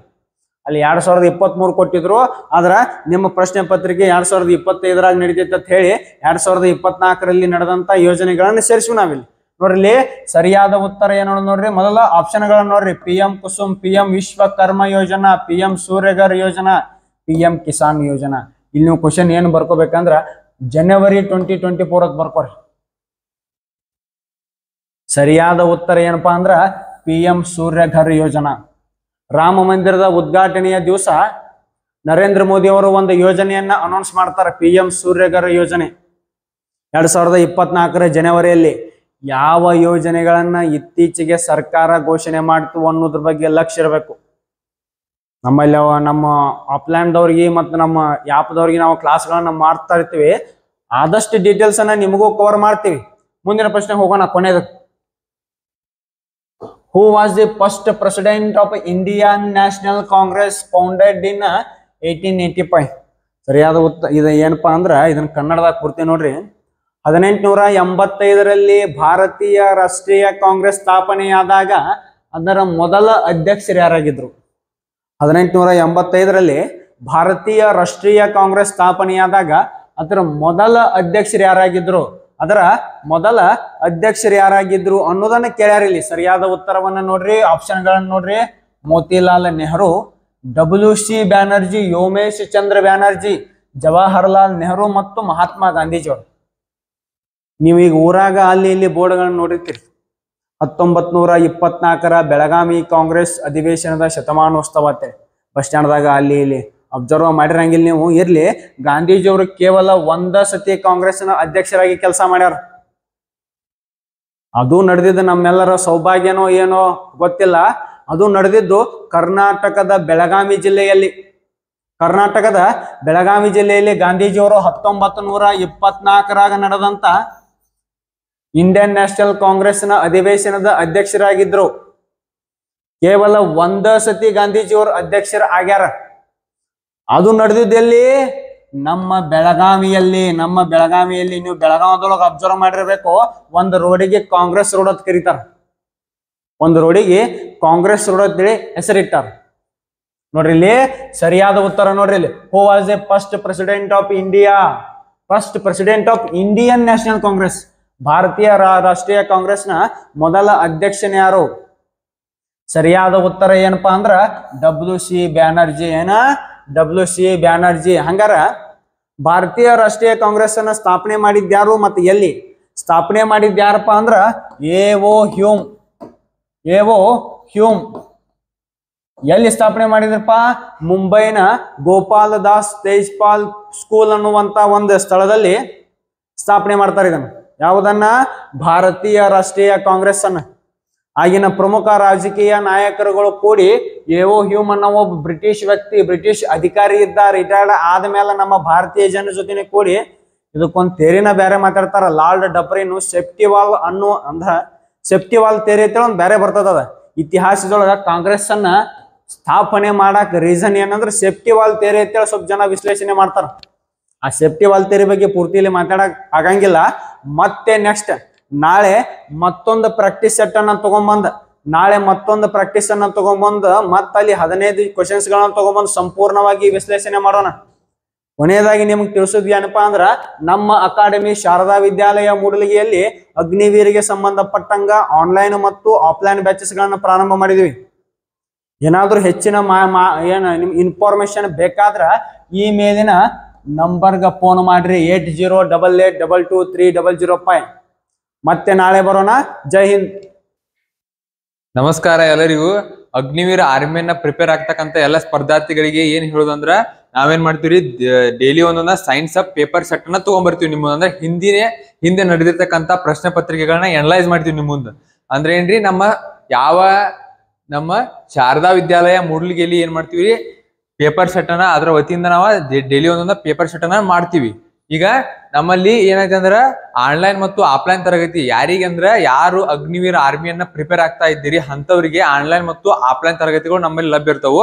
ಆಸಕ್ತ ಅಭ್ಯರ್ಥಿಗಳು ಯಾರಾದ್ರೂ ನಮ್ಮ ವಿದ್ಯಾಲಯಕ್ಕೆ ಅಥವಾ ನಮ್ಮ ಅಕಾಡೆಮಿಗೆ ಯಾರಾದ್ರೂ ಜಾಯಿನ್ ಆಗ್ಬೇಕು, ನಾವು ಅಗ್ನಿವೀರ ಆಗ್ಬೇಕು ಅಂತ ಕನಸನ್ನು ಹೊಂದಿರತಕ್ಕಂತ ಅಭ್ಯರ್ಥಿಗಳು ಈ ಮೇಲೆ ಸ್ಲೈಡ್ ಅಲ್ಲಿ ಕಾಣ್ತಕ್ಕಂತ ನಂಬರ್ಗೆ ಕಾಂಟ್ಯಾಕ್ಟ್ ಮಾಡಿ ಹೆಚ್ಚಿನ ಮಾಹಿತಿಯನ್ನ ತಗೋಬೇಕಂತ ಹೇಳಿ ತಮ್ಮಲ್ಲಿ ಮನವಿ ಮಾಡ್ತಾ, ಈಗ ನಾವ್ ಏನ್ ಮಾಡ್ರಿ, ಇನ್ಕತಕ ಸರ್ ಏನ್ ಮಾಡಿದ್ರು, GK ಅಂದ್ರೆ ಸ್ಟ್ಯಾಟಿಸ್ಟಿಕ್ GK ಅವರ ಕ್ಲಾಸ್ ಮಾಡಿದ್ರು. ಅಂದ್ರೆ ಹಿಂದಿನ ಪ್ರಶ್ನೆ ಪತ್ರಿಕೆಗಳನ್ನ ಬಿಡಿಸಿದ್ರು ಅಥವಾ ಸಾಲ್ವ್ ಮಾಡಿದ್ರು ಅಂತ ಹೇಳ್ತೀವಿ. ಆನಂತರ ಈಗ ನಾವು ಸೈನ್ಸ್ ಅಂದ್ರೆ ವಿಜ್ಞಾನದ ವಿಷಯಗಳನ್ನ, ವಿಜ್ಞಾನದ ವಿಷಯದಲ್ಲಿ ಹಿಂದೆ ಯಾವ್ಯಾವ ರೀತಿ ಕ್ವಶನ್ ಬಂದವನ್ನ ಈಗ ಏನ್ ಮಾಡೋಣ, ಎನಲೈಸ್ ಮಾಡ್ತಾ ಹೋಗೋಣ. ನೋಡ್ರಿ, ಸಮಯನ ವ್ಯರ್ಥ ಮಾಡಿದೆ, ಮುಂದೆ ಒಂದು ಕ್ವಶನ್ ಬಿಡಿಸ್ತಾ ಹೋಗೋಣ. ಫಸ್ಟ್ನೇ ಕ್ವಶನ್ ಯಾವತ್ತಿ, nucleus in the cell was discovered. Nucleus in cell was discovered. Nucleus in the cell ಅಂದ್ರೆ ಜೀವಕೋಶದಲ್ಲಿರುವಂತಹ ನ್ಯೂಕ್ಲಿಯಸ್ ಅನ್ನ ಕಂಡು ಹಿಡಿದ ವ್ಯಕ್ತಿ ಹೆಸರೇನು ಅಥವಾ ಕಂಡು ಹಿಡಿದವ್ರು ಯಾರತ್ ಕೇಳ್ಯಾರ. ಜೀವಕೋಶದಲ್ಲಿರುವಂತಹ ನ್ಯೂಕ್ಲಿಯಸ್ ಅನ್ನ ಕಂಡು ಹಿಡಿದವ್ರು ಯಾರಂದ್ರ ಫಸ್ಟ್ ಆಪ್ಷನ್ ಒಂದನೇ ಆಪ್ಷನ್ ಯಾವತ್ತಂದ್ರೆ ರಾಬರ್ಟ್ ಬ್ರೌನ್, ಎರಡನೇ ಆಪ್ಷನ್ ಗಾಲ್ಗಿ, ಮೂರನೇ ಆಪ್ಷನ್ ಬೂಮಾನ್, ನಾಲ್ಕನೇ ಆಪ್ಷನ್ ಫೌಂಟೇನ್ ಅಂತ ಐತಿ. ಇದ್ರೊಳಗ ಕರೆಕ್ಟ್ ಆಪ್ಷನ್ ಯಾವ್ದು ಆಕೈತಿ ಅಂದ್ರ option 1 is the right answer, Robert Brown. Robert Brown ಅನ್ನುವಂಥವ್ರು ರಾಬರ್ಟ್ ಬ್ರೌನ್ ಅನ್ನುವಂತ ವಿಜ್ಞಾನಿ ನ್ಯೂಕ್ಲಿಯಸ್ ಅಂದ್ರೆ ಸೆಲ್ ನಲ್ಲಿರುವಂತ ನ್ಯೂಕ್ಲಿಯಸ್ ಅನ್ನ ಕಂಡು ಹಿಡಿದವರು. ನೆಕ್ಸ್ಟ್ ಜೀವಕೋಶಗಳು ಅಂತ ಬರ್ತಾವ. ಜೀವಕೋಶಗಳು ಅಂದ್ರೆ ಸೆಲ್ಸ್ ಅಂದ್ರೆ ಏನ್ರಿ, ಸೆಲ್ಸ್ ಬಗ್ಗೆ ಒಂದ್ ಸ್ವಲ್ಪ ನೋಡೋಣ. ಸೆಲ್ಸ್ ಅಂದ್ರೆ ಏನಂದ್ರೆ ಜೀವಕೋಶಗಳು ತರ ಕನ್ನಡದಾಗ ಜೀವಕೋಶಗಳು. ಈ ಜೀವಕೋಶಗಳಿಗೆ ಏನಂತಾರ ಅಂದ್ರ functional and structural unit of life ಅಂತ ಕರಿತೇವೆ. Functional and structural unit of life ಅಂದ್ರ ಜೀವಿಗಳ ರಚನಾತ್ಮಕ ಮತ್ತು ಕಾರ್ಯಾತ್ಮಕ ಘಟಕವನ್ನ ಏನಂತ ಕರಿತೀವಿ, ಸೆಲ್ಸ್ ಅಂತ ಕರಿತೀವಿ. ಜೀವಿಗಳ ರಚನಾತ್ಮಕ ಮತ್ತು ಕಾರ್ಯಾತ್ಮಕ ಘಟಕವನ್ನ ನಾವೇನಂತ ಕರಿತೀವಿ, ಸೆಲ್ಸ್ ಅಂತ ಕರಿತೀವಿ, ಜೀವಕೋಶ ಅಂತ ಕರಿತೀವಿ. ಈ ಜೀವಕೋಶ ಏನೇನ್ ಒಳಗೊಂಡಿರತ್ರಿ, cell wall, cell membrane, mitochondria, ಆನಂತರ ವ್ಯಾಕ್ಯೂಲ್ಸ್, ಎಂಡೋಪ್ಲಾಸ್ಮಿಕ್ ರೆಟಿಕ್ಯುಲಮ್, ಆನಂತರ ಈ ರೀತಿ ವಿವಿಧ ರೀತಿಯಾದಂತ ಅಂಗಾಂಶಗಳನ್ನ ಹೊಂದಿರ್ತೈತ್ರಿ. ಈ ಜೀವಕೋಶ ಅನ್ನುವಂಥದ್ದು ವಿವಿಧ ರೀತಿಯಾದ ಅಂಗಾಂಶಗಳನ್ನ ಹೊಂದಿರತ್ರಿ. ಯಾವ್ಯಾವ ಅಂದ್ರ ಮೈಟೋಕಾಂಡ್ರಿಯಾ ಆಗಿರ್ಬೋದು, ಗಾಲ್ಗಿ ಕಾಂಪ್ಲೆಕ್ಸ್ ಆಗಿರ್ಬೋದು, ವ್ಯಾಕ್ಯೂಮ್ ಅಥವಾ ವ್ಯಾಕ್ಯೂಲ್ ಆಗಿರ್ಬೋದು, ಇಂತ ಈ ರೀತಿಯಾದಂತ ಸೆಲ್ ಮೆಂಬ್ರೇನ್, ಸೆಲ್ ವಾಲ್ ಅಂತಕ್ಕಂತ ಭಾಗಗಳನ್ನ ಹೊಂದಿರ್ತೈತ್ರಿ. ಇದನ್ನ ಕಂಡು ಹಿಡಿದವ್ರು ಯಾರ್ರಿ, ಇದನ್ನ ಕಂಡು ಹಿಡಿದಂತ ವ್ಯಕ್ತಿ ಯಾರಂದ್ರ ರಾಬರ್ಟ್ ಬ್ರೌನ್. ಗೊತ್ತಾತ್ಲ ಈ ಕ್ವಶನ್ ಗೊತ್ತಾತ ತಿಳ್ಕೊಂಡು ಇನ್ನು ನೆಕ್ಸ್ಟ್ ಕ್ವಶನ್ ಹೋಗೋಣ. Next question, the tissue providing the nutrition to the embryo in the uterus is the ಕೇಳ್ಯಾರ್ರಿ. ಅಂದ್ರ ಟಿಶ್ಯೂ ಅಂದ್ರೆ ಏನ್ರಿ, ಅಂಗಾಂಶ. ಪ್ರೊವೈಡಿಂಗ್ ದ ನ್ಯೂಟ್ರಿಷನ್ಸ್ ಅಂದ್ರೆ ಯಾವ ಅಂಗಾಂಶವು, ನ್ಯೂಟ್ರಿಷನ್ ಅಂದ್ರೆ ಏನ್ರಿ, ಲವಣಾಂಶಗಳು ಅಥವಾ ನಾವೇನಂತೀವಿ ನ್ಯೂಟ್ರಿಷನ್ಸ್ ಅನ್ನ to the embryo in the uterus is called ಅಂತ ಕರಿತೀವಿ. ಅಂದ್ರೆ ಏನಂದ್ರ ಮಟ್ರಿನಲ್ ಬಾಡಿ ಅಂತ ಕರಿತೀವಿ ನಾವು ಕನ್ನಡ ಒಳಗ. ಅಂದ್ರೆ ನ್ಯೂಟ್ರಿಷನ್ ಅನ್ನ ಪ್ರೊವೈಡ್ ಮಾಡುವಂತ ಅಂಗಾಂಶ ಯಾವುದು ಅಂದ್ರ ಭ್ರೂಣಕ್ಕೆ ನ್ಯೂಟ್ರಿಷನ್ ಅನ್ನ ಪ್ರೊವೈಡ್ ಮಾಡುವಂತ ಅಂಗಾಂಶ ಯಾವ್ದು ಅಂತ ಕೇಳ್ಯಾರ್ರಿ. ಭ್ರೂಣಕ್ಕೆ ನ್ಯೂಟ್ರಿಷನ್ ಅನ್ನ ಪ್ರೊವೈಡ್ ಮಾಡ್ತಕ್ಕಂತ ಅಂಗಾಂಶ ಯಾವ್ದಂದ್ರ ನೋಡ್ರಿ, ಫೆಲೋಪಿಯನ್ ಟ್ಯೂಬ್ ಅದ್ ಕೊಟ್ಟಾನ ಆಪ್ಷನ್ ಒಳಗ. ಆನಂತರ ಓವಿಡಕ್ಟ್, ಪ್ಲಾಸೆಂಟಾ, ವಿಲಿ ಅದ್ ಕೊಟ್ಟಾನ. ಕರೆಕ್ಟ್ ಆನ್ಸರ್ ಯಾವ್ದಾಗ್ತ್ರಿ, option 3 is the right answer. ಯಾವ್ದ್ರಿ, ಪ್ಲಾಸೆಂಟಾ. ಅಂದ್ರೆ ಏನ್ರಿ ಕನ್ನಡದೊಳಗ, ಪ್ಲಾಸೆಂಟಾ ಅಂದ್ರ ಜುರಾಯು ಅಂತ ಕರಿತೀವಿ ನಾವು ಕನ್ನಡದಾಗ. ಪ್ಲಾಸೆಂಟಾ ಅಂದ್ರ ಜುರಾಯು. ಇದ್ರ ಕೆಲಸ ಏನಂದ್ರ it's a link between the maternal body and foetus ಅಂತ ಕರಿತೀವಿ. Foetus and maternal body. It is a link between the placenta is a link between the maternal body and foetus. ಅಂದ್ರ ಮದರ್ ಅಂದ್ರ ಇದೇನ್ರಿ, ತಾಯಿ ಅಂದ್ರೆ ಏನ್ರಿ, ತಾಯಿ ದೇಹದಿಂದ ಮತ್ತು ಪ್ಲಾಸೆಂಟಾ ಯುಟರಸ್ ಅಂದ್ರೆ ಏನ್ರಿ, ಪೈಟಲ್ ಅನ್ನ ಭ್ರೂಣ ಅಂತ ಕರಿತೀವ್ರಿ. ಭ್ರೂಣಕ್ಕೆ ಮತ್ತು ಮಾತೃ ದೇಹಕ್ಕೆ ಇರುವಂತ ಲಿಂಕ್ ಅನ್ನ ನಾವೇನಂತ ಕರಿತೀವಿ, ಪ್ಲಾಸೆಂಟಾ ಅಥವಾ ಜುರಾಯು. ಜುರಾಯು ಅಥವಾ ಪ್ಲಾಜೆಂಟಾ ಅಂತ ಕರಿತೀವಿ. ಈ ಜುರಾಯು ಮುಖಾಂತರ ನ್ಯೂಟ್ರಿಷನ್ಸ್ ಆಗಿರ್ಬೋದು, ಆಕ್ಸಿಜನ್ ಆಗಿರ್ಬೋದು, ಫುಡ್ ಆಗಿರ್ಬೋದು, ಇವೆಲ್ಲ ಎಲ್ಲಿ ಟ್ರಾನ್ಸ್ಫರ್ ಆಕವ್ರಿ? ಪಿಟಸ್ಕ ಟ್ರಾನ್ಸ್ಫರ್ ಆಕವ್. ಪಿಟಸ್ ಅಂದ್ರೆ ಏನ್ರಿ? ಭ್ರೂಣ ಅಂತ ಕರಿತೀವಿ. ಈ ಭ್ರೂಣಕ್ಕ ಟ್ರಾನ್ಸ್ಫರ್ ಆಕವ್ರಿ. ಎದ್ರ ಮುಖಾಂತರ? ಪ್ಲಾಜೆಂಟಾ ಮುಖಾಂತರ. ಏನ್ರಿ? ಜುರಾಯು ಮುಖಾಂತರನ ಟ್ರಾನ್ಸ್ಫರ್ ಆಕವ್. ಯಾವ್ಯಾವ? ನ್ಯೂಟ್ರಿಷನ್ಸ್ ಆಗಿರ್ಬೋದು, ಫಂಡಾಮೆಂಟಲ್ ಏನಂತೀವಿ? ಫಂಡಾಮೆಂಟಲ್ ಸಬ್ಸ್ಟೆನ್ಸ್ ಈ ಪ್ಲಾಜೆಂಟಾ ಮುಖಾಂತರನ ಭ್ರೂಣಕ್ಕ ಟ್ರಾನ್ಸ್ಫರ್ ಆಕಾವ್. ಇದು ನಮಗ ಇನ್ ಜನರಲ್ ಆಗಿ ಗೊತ್ತಿರ್ಬೇಕಾದಂತ ಅಂಶ ರೀ. ಇನ್ನು ನೆಕ್ಸ್ಟ್ ಮುಂದಿನ ಪ್ರಶ್ನೆ ಹೋಗೋಣ. ಮುಂದಿನ ಪ್ರಶ್ನೆ ಯಾವ್ದಂದ್ರ, with the help of what do peas climb? Peas climb ಅಂದ್ರೆ ಏನ್ರಿ? ಅವರೇಕಾಳು ಅಥವಾ ಅವರೇಕಾಳು ಅಂತ ಕರಿತೀವಿ. ಪೀಸ್ ಅಂದ್ರ peas climb on each other ಅಂತ ಕರಿತೀವಿ. Peas climb on each other ಅಂತ ಕರಿತೀವ್ರಿ. ಈಚ್ ಅದರ್ ಅಂದ್ರೆ ಹೆಂಗ್ರಿ? ಪೀಸ್ ಕಾಳು ಹೆಂಗಿರತ್ತೆ ಅಂದ್ರೆ ಎಳೆ ಆಗಿರ್ತೈತ್ರಿ.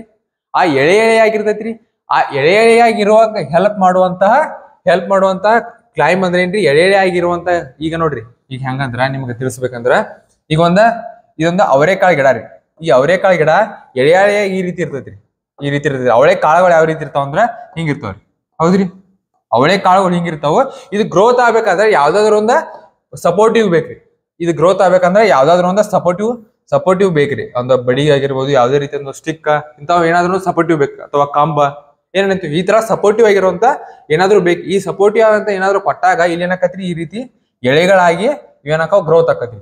ಈ ಎಳೆಗಳಾಗಿ ಗ್ರೋತ್ ಆಗ್ಬೇಕಾದ್ರೆ ಯಾವ್ದ್ರ ಹೆಲ್ಪ್ ನಿಂದ ಕರೀತಾರ್ರಿ? ಯಾವ್ದ್ರ ಹೆಲ್ಪ್ ನಿಂದ? ಲೀವ್ಸ್ ಅಂದ್ರೆ ಏನ್ರಿ? ಲೀವ್ಸ್ ಅಂದ್ರ ಎಲೆಗಳು, ರೂಟ್ಸ್ ಅಂದ್ರ ಬೇರುಗಳು. ಬೇರುಗಳು ಬೆಳಿತಾವು, ಏನ್ ಎಲೆಗಳು ಬೆಳಿತಾವು. ಏನ್ ಟೆಂಡ್ರಿಲ್ಸ್ ಅಂದ್ರೆ ಎಳೆಗಳು ಅಂತ ಅರ್ಥ ರೀ. ಟೆಂಡ್ರಿಲ್ಸ್ ಅಂದ್ರೆ ಏನ್ರಿ? ಎಲೆಗಳು. ಫ್ಲವರ್ಸ್ ಅಂದ್ರ ಹೂವುಗಳು ಅಂತ ಕರೀತಾರ್ರಿ. ಯಾವುದರ ಸಹಾಯದಿಂದ ಈ ಅವರೇಕಾಳು ಗಿಡಗಳು ಬೆಳಿತಾವ ಅಂತ ಕೇಳ್ಯಾರಿ. ಯಾವುದರ ಸಹಾಯದಿಂದ ಈ ಅವರೇಕಾಳು ಗಿಡಗಳು ಗ್ರೋತ್ ಆಕಾವು ಅಥವಾ ಬೆಳಿತಾವ ಅಂತ ಕೇಳ್ಯಾರಿ. ಯಾವುದರ ಸಹಾಯದಿಂದ? ಟೆಂಡ್ರಿಲ್ಸ್ ಅಂತ ಕರಿತೀವಿ ನಾವು. Option 3 is a right answer. Tendrils ಅಂದ್ರೆ ಏನ್ರಿ? ಎಳೆಗಳು ಅಂತ ಅರ್ಥ. ಎಳೆಗಳ ಸಹಾಯದಿಂದ ಪೀಸ್ ಅನ್ನುವಂಥದ್ದು ಅಂದ್ರ ಅವರೇಕಾಳು ಗಿಡ ಒಂದು ಯಾವ್ದಾದ್ರು ಸಪೋರ್ಟಿವ್ ಆಗಿರುವಂತಹ ಸಬ್ಸ್ಟೆನ್ಸ್ ಗೆ ಅಥವಾ ಸಪೋರ್ಟಿವ್ ಆಗಿರ್ತಕ್ಕಂಥ ಡಿವೈಸ್ ಅಥವಾ ಏನಂತ ಕರಿತೀವಿ ನಾವು, ಸಪೋರ್ಟಿವ್ ಆಗಿರ್ತಕ್ಕಂಥ ಒಂದ್ ಏನಾದ್ರು ಸ್ಟಿಕ್ ಅಥವಾ ಏನಾದ್ರು ಸಪೋರ್ಟಿವ್ ಸಪೋರ್ಟ್ಗೆ ಬೆಳಿತೈತಿ. ಸಪೋರ್ಟ್ಗೆನ ಬೆಳಿತೈತಿ. ನೆಕ್ಸ್ಟ್ ಮುಂದಿನ ಪ್ರಶ್ನೆ ಹೋಗೋಣ. ನೆಕ್ಸ್ಟ್ ಪ್ರಶ್ನೆ ಯಾವ್ದಂದ್ರ, mitochondria is known as the powerhouse of cell because ಅಂತ ಕೇಳ್ಯಾರಿ. ಮೈಟೋಕಾಂಡ್ರಿಯಾ ಎಲ್ಲಿ ರೈತಿರಿ? ಮೈಟೋಕಾಂಡ್ರಿಯಾ ನಾ ಫಸ್ಟ್ ಹೇಳಿ ನಿಮ್ಗೆ. Cell, who is discovered the cell? Robert brown ಅನ್ನ ಆನ್ಸರ್ ಹೇಳೋದ್ನಾಗ ಮೈಟೋಕಾಂಡ್ರಿಯಾ ಬಗ್ಗೆ ಹೇಳ್ರಿ. ಮೈಟೋಕಾಂಡ್ರಿಯಾ ಎಲ್ಲಿ ಲೊಕೇಟೆಡ್ ಐತ್ರಿ? ಇಟ್ ಈಸ್ ಎಲ್ಲಿ ಕಂಡು ಬರೈತಿ ಅಂದ್ರೆ ಸೆಲ್ ಒಳಗೆ ಕಂಡು ಬರೈತ್ರಿ. ಜೀವಕೋಶದೊಳಗ ಕಂಡು ಬರೈತ್ರಿ ಮೈಟೋಕಾಂಡ್ರಿಯಾ ಅನ್ನೋದು. ಅಂಡ್ ಪವರ್ ಹೌಸ್ ಅಂತ ಕರಿತಾರಿ. ಇದನ್ನ ಏನಂತ ಕರಿತಾರಿ? ಪವರ್ ಹೌಸ್ ಅಂದ್ರೆ ಶಕ್ತಿಯ ಕೇಂದ್ರ ಅಂತ ಕರಿತಾರಿ. ಶಕ್ತಿಯ ಕೇಂದ್ರ ಯಾಕಂತ ಕರಿತಾರಿ? ಇದ ಶಕ್ತಿಯನ್ನ ಪ್ರೊಡ್ಯೂಸ್ ಮಾಡ್ತೈತಿ. ಅದ್ರ ಸಂಬಂಧ ಏನಂತ ಕರಿತಾರು? ಶಕ್ತಿಯ ಕೇಂದ್ರ ಅಂತ ಕರಿತಾರೆ. Mitochondria is known as the powerhouse of cell because ಅಂತ ಕೇಳ್ಯಾರಿ. ಯಾಕಂತ ಕೇಳ್ಯಾರಿ ಅಂದ್ರ, ಯಾಕಂದ್ರೆ ಇದು ದೇ ಪ್ರೊಡ್ಯೂಸ್ ದ ಅಡೆನೋಸಿನ್ ಟ್ರೈಫಾಸ್ಫೇಟ್ ಅಂದ್ರೆ ಇದು ATP ಅನ್ನುವಂತ ಒಂದು ಸಬ್ಸ್ಟೆನ್ಸ್ ಅನ್ನ, ಪವರ್ ಅನ್ನ ಪ್ರೊಡ್ಯೂಸ್ ಮಾಡುವಂತ ATP ಅನ್ನುವಂತ ಒಂದು ಸಬ್ಸ್ಟೆನ್ಸ್, ಅಡೆನೋಸಿನ್ ಟ್ರೈಫಾಸ್ಫೇಟ್ ಅನ್ನುವಂತ ಒಂದು ಸಬ್ಸ್ಟೆನ್ಸ್ ಅನ್ನ ಪ್ರೊಡ್ಯೂಸ್ ಮಾಡೋದ್ರಿಂದ ಮೈಟೋಕಾಂಡ್ರಿಯಾಕ್ಕೆ ಏನಂತಾರ ಅಂದ್ರ ಪವರ್ ಹೌಸ್ ಆಫ್ ಸೆಲ್ ಅಂತ ಕರಿತಾರಿ. ಪವರ್ ಹೌಸ್ ಅಂದ್ರೆ ಏನ್ರಿ? ಶಕ್ತಿಯ ಕೇಂದ್ರ. ಜೀವಕೋಶದ ಶಕ್ತಿಯ ಕೇಂದ್ರ ಯಾವ್ದಕ್ ಕೇಳ್ತಾರಿ? ಕ್ವಶನ್ ಆಕತ್ರಿ. Which is the following is power house of cell ಅಂತ ಕರಿತಾರಿ. ಈ ಕೆಳಗಿನ ಯಾವುದು ಜೀವಕೋಶದ ಶಕ್ತಿಯ ಕೇಂದ್ರ ಅಂತ ಕರೀತಾರೆ. ಅದಕ್ಕೆ ನೀವು ಏನಂತ ಆನ್ಸರ್ ಕೊಡ್ಬೇಕು? Mitochondria is a right answer. Mitochondria ಅನ್ನೋದು ಜೀವಕೋಶದ ಶಕ್ತಿಯ ಕೇಂದ್ರ. ಮೈಟೋಕಾಂಡ್ರಿಯಾ ಅನ್ನುವಂಥದ್ದು ಜೀವಕೋಶದ ಶಕ್ತಿಯ ಕೇಂದ್ರ ಅಂತ ಕರಿತೀವ್ರಿ. ಇಲ್ಲಿ ಯಾವ್ದು ಹಾಕಿದ್ರಿ answer? They produce adenosine triphosphate, ATP ಅನ್ನುವಂತ ಪವರ್ ಪ್ರೊಡ್ಯೂಸ್ ಮಾಡುವಂತ ಒಂದು ಸಬ್ಸ್ಟೆನ್ಸ್ ಅನ್ನ ಏನ್ ಪ್ರೊಡ್ಯೂಸ್ ಮಾಡತ್ರಿ? ಪವರ್ ಪ್ರೊಡ್ಯೂಸ್ ಮಾಡುವಂತ ಒಂದು ಸಬ್ಸ್ಟೆನ್ಸ್ ಎಲ್ಲಿ ಇರೋದ್ರಿಂದ ಮೈಟೋಕಾಂಡ್ರಿಯಾ ಒಳಗೆ ಇರತ್ರಿ. ಅದ್ರ ಸಂಬಂಧ ಮೈಟೋಕಾಂಡ್ರಿಯಾ ಏನಂತ ಕರೀತಾರು? ಜೀವಕೋಶದ ಶಕ್ತಿಯ ಕೇಂದ್ರ ಅಂತ ಕರೀತಾರೆ. ಪವರ್ ಹೌಸ್ ಆಫ್ ಸೆಲ್ ಅಂತ ಕರೀತಾರೆ. ನೆಕ್ಸ್ಟ್ ಮುಂದಿನ ಪ್ರಶ್ನೆ, which of the following is responsible for the ಡ್ರೌನ್ಶಿಪ್ ಹ್ಯೂಮನ್ಸ್ ಅಂತ ಕರೀತಾರೆ. ಡ್ರೌನ್ಶಿಪ್ ಹ್ಯೂಮನ್ಸ್ ಅಂದ್ರೆ ಏನ್ರಿ? ಡ್ರಾಪಿಸಮ್ ಇನ್ ಹ್ಯೂಮನ್ಸ್ ಅಂದ್ರೆ ಏನ್ರಿ? ಡ್ರಾಪಿಸಮ್ ಇನ್ ಹ್ಯೂಮನ್ಸ್ ಅಂತ ಕರೀತಾರೆ. ಡ್ರಾಪಿಸಮ್ ಇನ್ ಹ್ಯೂಮನ್ಸ್ ಅಂದ್ರ ಥೈರಾಕ್ಸಿನ್ ಅಂತ ಕೊಟ್ಟಾರ್ರಿ ಆಪ್ಷನ್, ಆನಂತರ ಪಿಟ್ಯುಟರಿ ಅಂತ ಕೊಟ್ಟಾರ, ಆನಂತರ ಅಡ್ರಿನಲ್ ಅಂತ ಕೊಟ್ಟಾರ, ಆನಂತರ ಪ್ಯಾಂಕ್ರಿಸನ್ ಅಂತ ಕೊಟ್ಟಾರ, ಪ್ಯಾಂಕ್ರಿಸ್ ಅಂತ ಕೊಟ್ಟಾರ. ಇದಕ್ಕ ಆಪ್ಷನ್ ಇದಕ್ಕೆ ಯಾವ ಇದಕ್ಕ ಈ ಕ್ವಶನ್ ಕ ಆನ್ಸರ್ ಅನ್ನ ನೀವ ಕಮೆಂಟ್ ಮಾಡ್ರಿ. Next what is the valency of carbon? What is the valence of carbon ಅಂತ ಕೊಟ್ಟಾರ. What is the valence of carbon? Valence ಅಂದ್ರೆ ಏನ್ರಿ? ಫಸ್ಟ್ ಆಫ್ ಆಲ್ ವ್ಯಾಲೆನ್ಸ್ ಬಗ್ಗೆ ಗೊತ್ತಿರ್ಬೇಕು ನಾವು. ವ್ಯಾಲೆನ್ಸ್ ಅಂದ್ರೆ ಏನಂದ್ರ ಔಟರ್ ಮೋಸ್ಟ್ ಏನ್ರಿ? ಔಟರ್ ಅಂದ್ರೆ ಶೆಲ್ ಇರುತ್ತೆ. ಈಗ ಒಂದು ಫಾರ್ ಎಕ್ಸಾಂಪಲ್ ವ್ಯಾಲೆನ್ಸ್ ಅಂದ್ರೆ ಏನಂದ್ರ outer most electron of the shell ಅಂತ ಕರೀತಾರೆ. Outer most electrons of the elements ಅಂತ ಕರಿಬಹುದ್ರಿ ನಾವು. Outer most electrons of the element ಅಂದ್ರೆ ಏನ್ರಿ ವ್ಯಾಲೆನ್ಸ್ ಎಲೆಕ್ಟ್ರಾನ್ಸ್ ಅಂತ ಕರಿತೀವಿ. ವ್ಯಾಲೆನ್ಸ್ ಅಂದ್ರೆ ಏನ್ರಿ outer most electrons of the element ಅಂದ್ರೆ ಏನ್ ಕರಿತೀವಿ ನಾವು ವ್ಯಾಲೆನ್ಸ್ ಅಂತ ಕರಿತೀವಿ. ಹೆಂಗ್ ಔಟರ್ ಮೋಸ್ಟ್ ಎಲಿಮೆಂಟ್ ರೀ ನಮಗೆಲ್ಲಾ ಗೊತ್ತೈತ್ರಿ. ಔಟರ್ ಮೋಸ್ಟ್ ಎಲಿಮೆಂಟ್ ಅಂತ ಹೇಳಿ ಔಟರ್ ಮೋಸ್ಟ್ ಎಲಿಮೆಂಟ್ ನಮಗ್ ಗೊತ್ತೈತ್ರಿ. ಹೆಂಗ ವ್ಯಾಲೆನ್ಸ್ ಎಲೆಕ್ಟ್ರಾನ್ ಗಳನ್ನ ಹೆಂಗ್ ಫೈಂಡ್ ಮಾಡುದು ಅಂದ್ರೆ ಈಗ ನಾವು ವ್ಯಾಲೆನ್ಸಿ ಬಗ್ಗೆ ನೋಡೋಣ ಒಂದ್ ಸ್ವಲ್ಪ. ವ್ಯಾಲೆನ್ಸ್ ಅಂದ್ರೆ ಏನ್ರಿ ಈಗ ಒಂದ ಎಲಿಮೆಂಟ್ ಇರೈತ್ರಿ. ಈಗ ಒಂದು ಎಲಿಮೆಂಟ್ ಯಾವ್ದ್ರಿ ಕಾರ್ಬನ್ ತಗೊಂಡು ಕಾರ್ಬನ್ ದ ಎಲಿಮೆಂಟ್ ಅಂದ್ರೆ ಕಾರ್ಬನ್ ಅಟಾಮಿಕ್ ನಂಬರ್ ಎಷ್ಟ್ರಿ ಕಾರ್ಬನ್ ಅಟಾಮಿಕ್ ನಂಬರ್ 6 ರೀ. ಕಾರ್ಬನ್ ಅಟಾಮಿಕ್ ನಂಬರ್ 6 ಹೌದ್ರಿ. ಈ ಕಾರ್ಬನ್ ಅಟಾಮಿಕ್ ನಂಬರ್ 6 ಫಸ್ಟ್ನೇ ಸೆಲ್ ಒಳಗೆ ಎಷ್ಟು ಎಲೆಕ್ಟ್ರಾನ್ ಇರ್ತಾವ್ರಿ? ಫಸ್ಟ್ನೇ ಸೆಲ್ ಒಳಗ 2 ಎಲೆಕ್ಟ್ರಾನ್ ಇರ್ತಾವ. 2 ಎಲೆಕ್ಟ್ರಾನ್ ಇರ್ತಾವ. ಎರಡನೇ ಸೆಲ್ ಒಳಗೆ ಎಷ್ಟು ಇರ್ತಾವ್ರಿ 4 ಎಲೆಕ್ಟ್ರಾನ್ಗಳು ಇರ್ತಾವ್ರಿ. ಅಂದ್ರ ಫಸ್ಟ್ನೇ ಸೆಲ್ ಒಳಗ 2 ಎಲೆಕ್ಟ್ರಾನ್, ಎರಡನೇ ಸೆಲ್ ಒಳಗ 8 ಎಲೆಕ್ಟ್ರಾನ್ ಇರ್ತಾವ್ರಿ. ಆ ನಂತರ ಮೂರನೇ ಸೆಲ್ ಒಳಗ 16 ಎಲೆಕ್ಟ್ರಾನ್ ಇರ್ತಾವ್ರಿ. ಹಿಂಗ ಸೆಲ್ ಬೈ ಸೆಲ್ ಎಲೆಕ್ಟ್ರಾನ್ ಗಳ ಸಂಖ್ಯೆ ಇನ್ಕ್ರೀಸ್ ಆಗ್ತಾ ಹೋಗ. ಆದ್ರ ಕಾರ್ಬನ್ ಹೊಂದಿರೋ ಕಾರ್ಬನ್ ನ ಅಟಾಮಿಕ್ ನಂಬರ್ ಎಷ್ಟು ಅಂದ್ರೆ 6 ಕಾರ್ಬನ್ ಅಟಾಮಿಕ್ ನಂಬರ್. ಇಲ್ಲಿ ಹೆಂಗ ಅಂದ್ರೆ ಒಂದೇ ಎಲೆಕ್ಟ್ರಾನ್ ಒಂದೇ ಸೆಲ್ ಒಳಗೆ ಎಷ್ಟು ಇರ್ತಾವ ಅಂದ್ರ ಒಂದೇ ಸೆಲ್ ಒಳಗ 2 ಎಲೆಕ್ಟ್ರಾನ್ ಇರ್ತಾವ. ಇನ್ನು ಎರಡನೇ ಸೆಲ್ ಒಳಗ 4 ಎಲೆಕ್ಟ್ರಾನ್ಸ್ ಬರ್ತಾವ. ಎರಡನೇ ಸೆಲ್ ಒಳಗ 4 ಎಲೆಕ್ಟ್ರಾನ್ ಬರ್ತಾವ ಹೌದ್ರಿ. ಎರಡನೇ ಸೆಲ್ ಒಳಗ 4 ಎಲೆಕ್ಟ್ರಾನ್ ಮಾಡ್ತಾವ. ಈ ಔಟರ್ ಮೋಸ್ಟ್ ಅಂದ್ರೆ ಯಾವ್ದ್ರಿ ಇಲ್ಲಿ carbon the outer most cell ಯಾವ್ದು ಆಕತಿ ಎರಡನೇ ಸೆಲ್ ನ ಆಕತಿ. ಅದ್ರ ಸಂಬಂಧ ಔಟರ್ ಮೋಸ್ಟ್ ಎಲೆಕ್ಟ್ರಾನ್ ಗಳನ್ನ ಏನಂತಾರ ಅಂದ್ರೆ ವ್ಯಾಲೆನ್ಸ್ ಆಫ್ ಎಲಿಮೆಂಟ್ ಅಥವಾ ವ್ಯಾಲೆನ್ಸ್ ಆಫ್ ಕಾರ್ಬನ್ ಅಂದ್ರೆ 4. ವ್ಯಾಲೆನ್ಸ್ ಆಫ್ ಕಾರ್ಬನ್ ಅಂದ್ರೆ ಎಷ್ಟ್ರಿ 4. ಆಪ್ಷನ್ 4 ಇಸ್ ರೈಟ್ ಆನ್ಸರ್ ರೀ. ಯಾವ ಒಂದು element the outer most electron ಗಳು ಇರ್ತಾವಲ್ಲ ರೀ ಔಟರ್ ಮೋಸ್ಟ್ ಎಲೆಕ್ಟ್ರಾನ್ ಗಳನ್ನ ನಾವೇನ್ ಕರಿತೀವಿ ಆ ಎಲಿಮೆಂಟ್ ದ ವ್ಯಾಲೆನ್ಸ್ ಅಂತ ಕರಿತೀವಿ. ಇನ್ನು ನೆಕ್ಸ್ಟ್ ಕ್ವಶನ್ ಹೋಗೋಣ. ನೆಕ್ಸ್ಟ್ ಕ್ವಶನ್ ಅಂದ the process of the burning of candle involves ಅಂತ ಕರಿತಾರಿ. ಪ್ರೊಸೆಸ್ ಆಫ್ ಬರ್ನಿಂಗ್ ಅಂದ್ರೆ ಏನ್ರಿ? Process of burning of candle ಅಂದ್ರ ಕ್ಯಾಂಡಲ್ ಅನ್ನ ಉರಿಯುವಿಕೆ ಏನಂತ ಕೇಳ್ಯಾರ್ರಿ. ಈ ಪ್ರೊಸೆಸ್ ಅನ್ನ ಕ್ಯಾಂಡಲ್ ಉರಿಯುವಿಕೆ ಪ್ರೊಸೆಸ್ ಏನಂತಾರ ಕರೆದಾರ್ರಿ. ಕ್ಯಾಂಡಲ್ ಉರಿಯುವಿಕೆ ಪ್ರೊಸೆಸ್ ಅಂದ್ರೆ ಯಾವ್ದ್ರಿ? It is only the physical reaction. ಇದೊಂದು ಭೌತಿಕ ಬದಲಾವಣೆ ಅಥವಾ ಭೌತಿಕ ರಿಯಾಕ್ಷನ್ ಅಂದ್ರೆ ಏನ್ರಿ? ಇದೊಂದು ಭೌತಿಕ ಏನಂತ ಕರಿತೀವಿ ರಿಯಾಕ್ಷನ್ ಕನ್ನಡ ಒಳಗ. ಇದೊಂದು physical reaction. It is only ಭೌತಿಕ ಬದಲಾವಣೆ ಅನ್ಬೋದ್ರಿ. It is only physical reaction. ಆನಂತರ it is only chemical reaction. Both physical and chemical reaction ಯಾವ್ದಾಕತ್ರಿ correct answer? Option 3 is the correct answer. Both physical and chemical reaction. ಹೆಂಗ both physical and chemical reaction ಹೆಂಗ ನೋಡ್ರಿ. Physical reaction ಅಂದ್ರೆ ಏನ್ರಿ? Physical changes ಅಂತ ನೋಡಿದ್ವಿ ನಾವು. Physical change ಅಂದ್ರೆ ಏನ್ರಿ? ಯಾವ ವಸ್ತುವನ್ನ ಹೊಳ್ಳಿ ಮೊದ್ಲೇ ಮರುಸ್ಥಿತಿ ಅಂದ್ರೆ ರಿವರ್ಸಿಬಲ್ ಪ್ರೊಸೆಸ್ ಇದು. ಫಿಸಿಕಲ್ ರಿಯಾಕ್ಷನ್ ಅಂದ್ರೆ ಏನ್ರಿ? Reversible process. ಭೌತಿಕ ಬದಲಾವಣೆ ಅಂದ್ರೆ ಏನ್ರಿ? Reversible process. ಈಗ ಒಂದ್ ಯಾವ್ದಾದ್ರು ವಸ್ತುವನ್ನ ನಾವ ನಾಶ ಮಾಡಿದಾಗ ಅದನ್ನ ಮರಳಿ ಅದೇ ರೀತಿ ಮಾಡ್ಬೋದ್ರಿ. ಫಾರ್ ಎಕ್ಸಾಂಪಲ್ ವಾಟರ್ ನಾವ್ ಏನ್ ಮಾಡೋದು ಮಂಜುಗಡ್ಡೆ ಮಾಡಿದಾಗ ವಾಪಸ್ ಅದನ್ನ ವಾಟರ್ ಮಾಡ್ಬೋದ್ರಿ. ಮಂಜುಗಡ್ಡೆನ ವಾಪಸ್ ವಾಟರ್ ಮಾಡ್ಬೋದ್ರಿ. ಘನ ಸ್ಥಿತಿ ಇದ್ದ ದ್ರವ ಸ್ಥಿತಿ ಅಂದ್ರ ಫಿಸಿಕಲ್ ಆಗಿ ಬದಲಾವಣೆ ಆಗೋದ್ರ ರಾಶಿನೂ ಚೇಂಜ್ ಆಗಂಗಿಲ್ರಿ. It's a reversible process. ಆದ್ರೆ ಕೆಮಿಕಲ್ ರಿಯಾಕ್ಷನ್ ಹಂಗಲ್ರಿ. ಕೆಮಿಕಲ್ ರಿಯಾಕ್ಷನ್ ಅಂದ್ರೆ ಹೆಂಗ ಆಕತಿ ಒಂದ್ಸಲ ನಾವು ಅದನ್ನ ಮಾಡಿದ್ವಿ ಅಂದ್ರೆ ಹೊಳ್ಳಿ ಮರುಸ್ಥಿತಿಗೆ ಅದ ಹೋಗಂಗಿಲ್ರಿ. ಫಾರ್ ಎಕ್ಸಾಂಪಲ್ ಯಾವ್ದಂದ್ರ ಈಗ ನೋಡ್ರಿ for example evaporation of corpus ಅಂದ್ರ ಈಗ ಕರ್ಪೂರಗಳು ಏನಕ್ಕವ್ರಿ? ಕರ್ಪೂರಗಳು ಎವಾಪರೇಟ್ ಆಗೋದು ಅದು ಕೂಡ ಒಂದು ಕೆಮಿಕಲ್ ರಿಯಾಕ್ಷನ್. ಅದು ಇರ್ರಿವರ್ಸಿಬಲ್ ಪ್ರೊಸೆಸ್ ರೀ. ಹೊಳ್ಳಿ ಮರುಸ್ಥಿತಿಗೆ ಬರಂಗಿಲ್ಲ.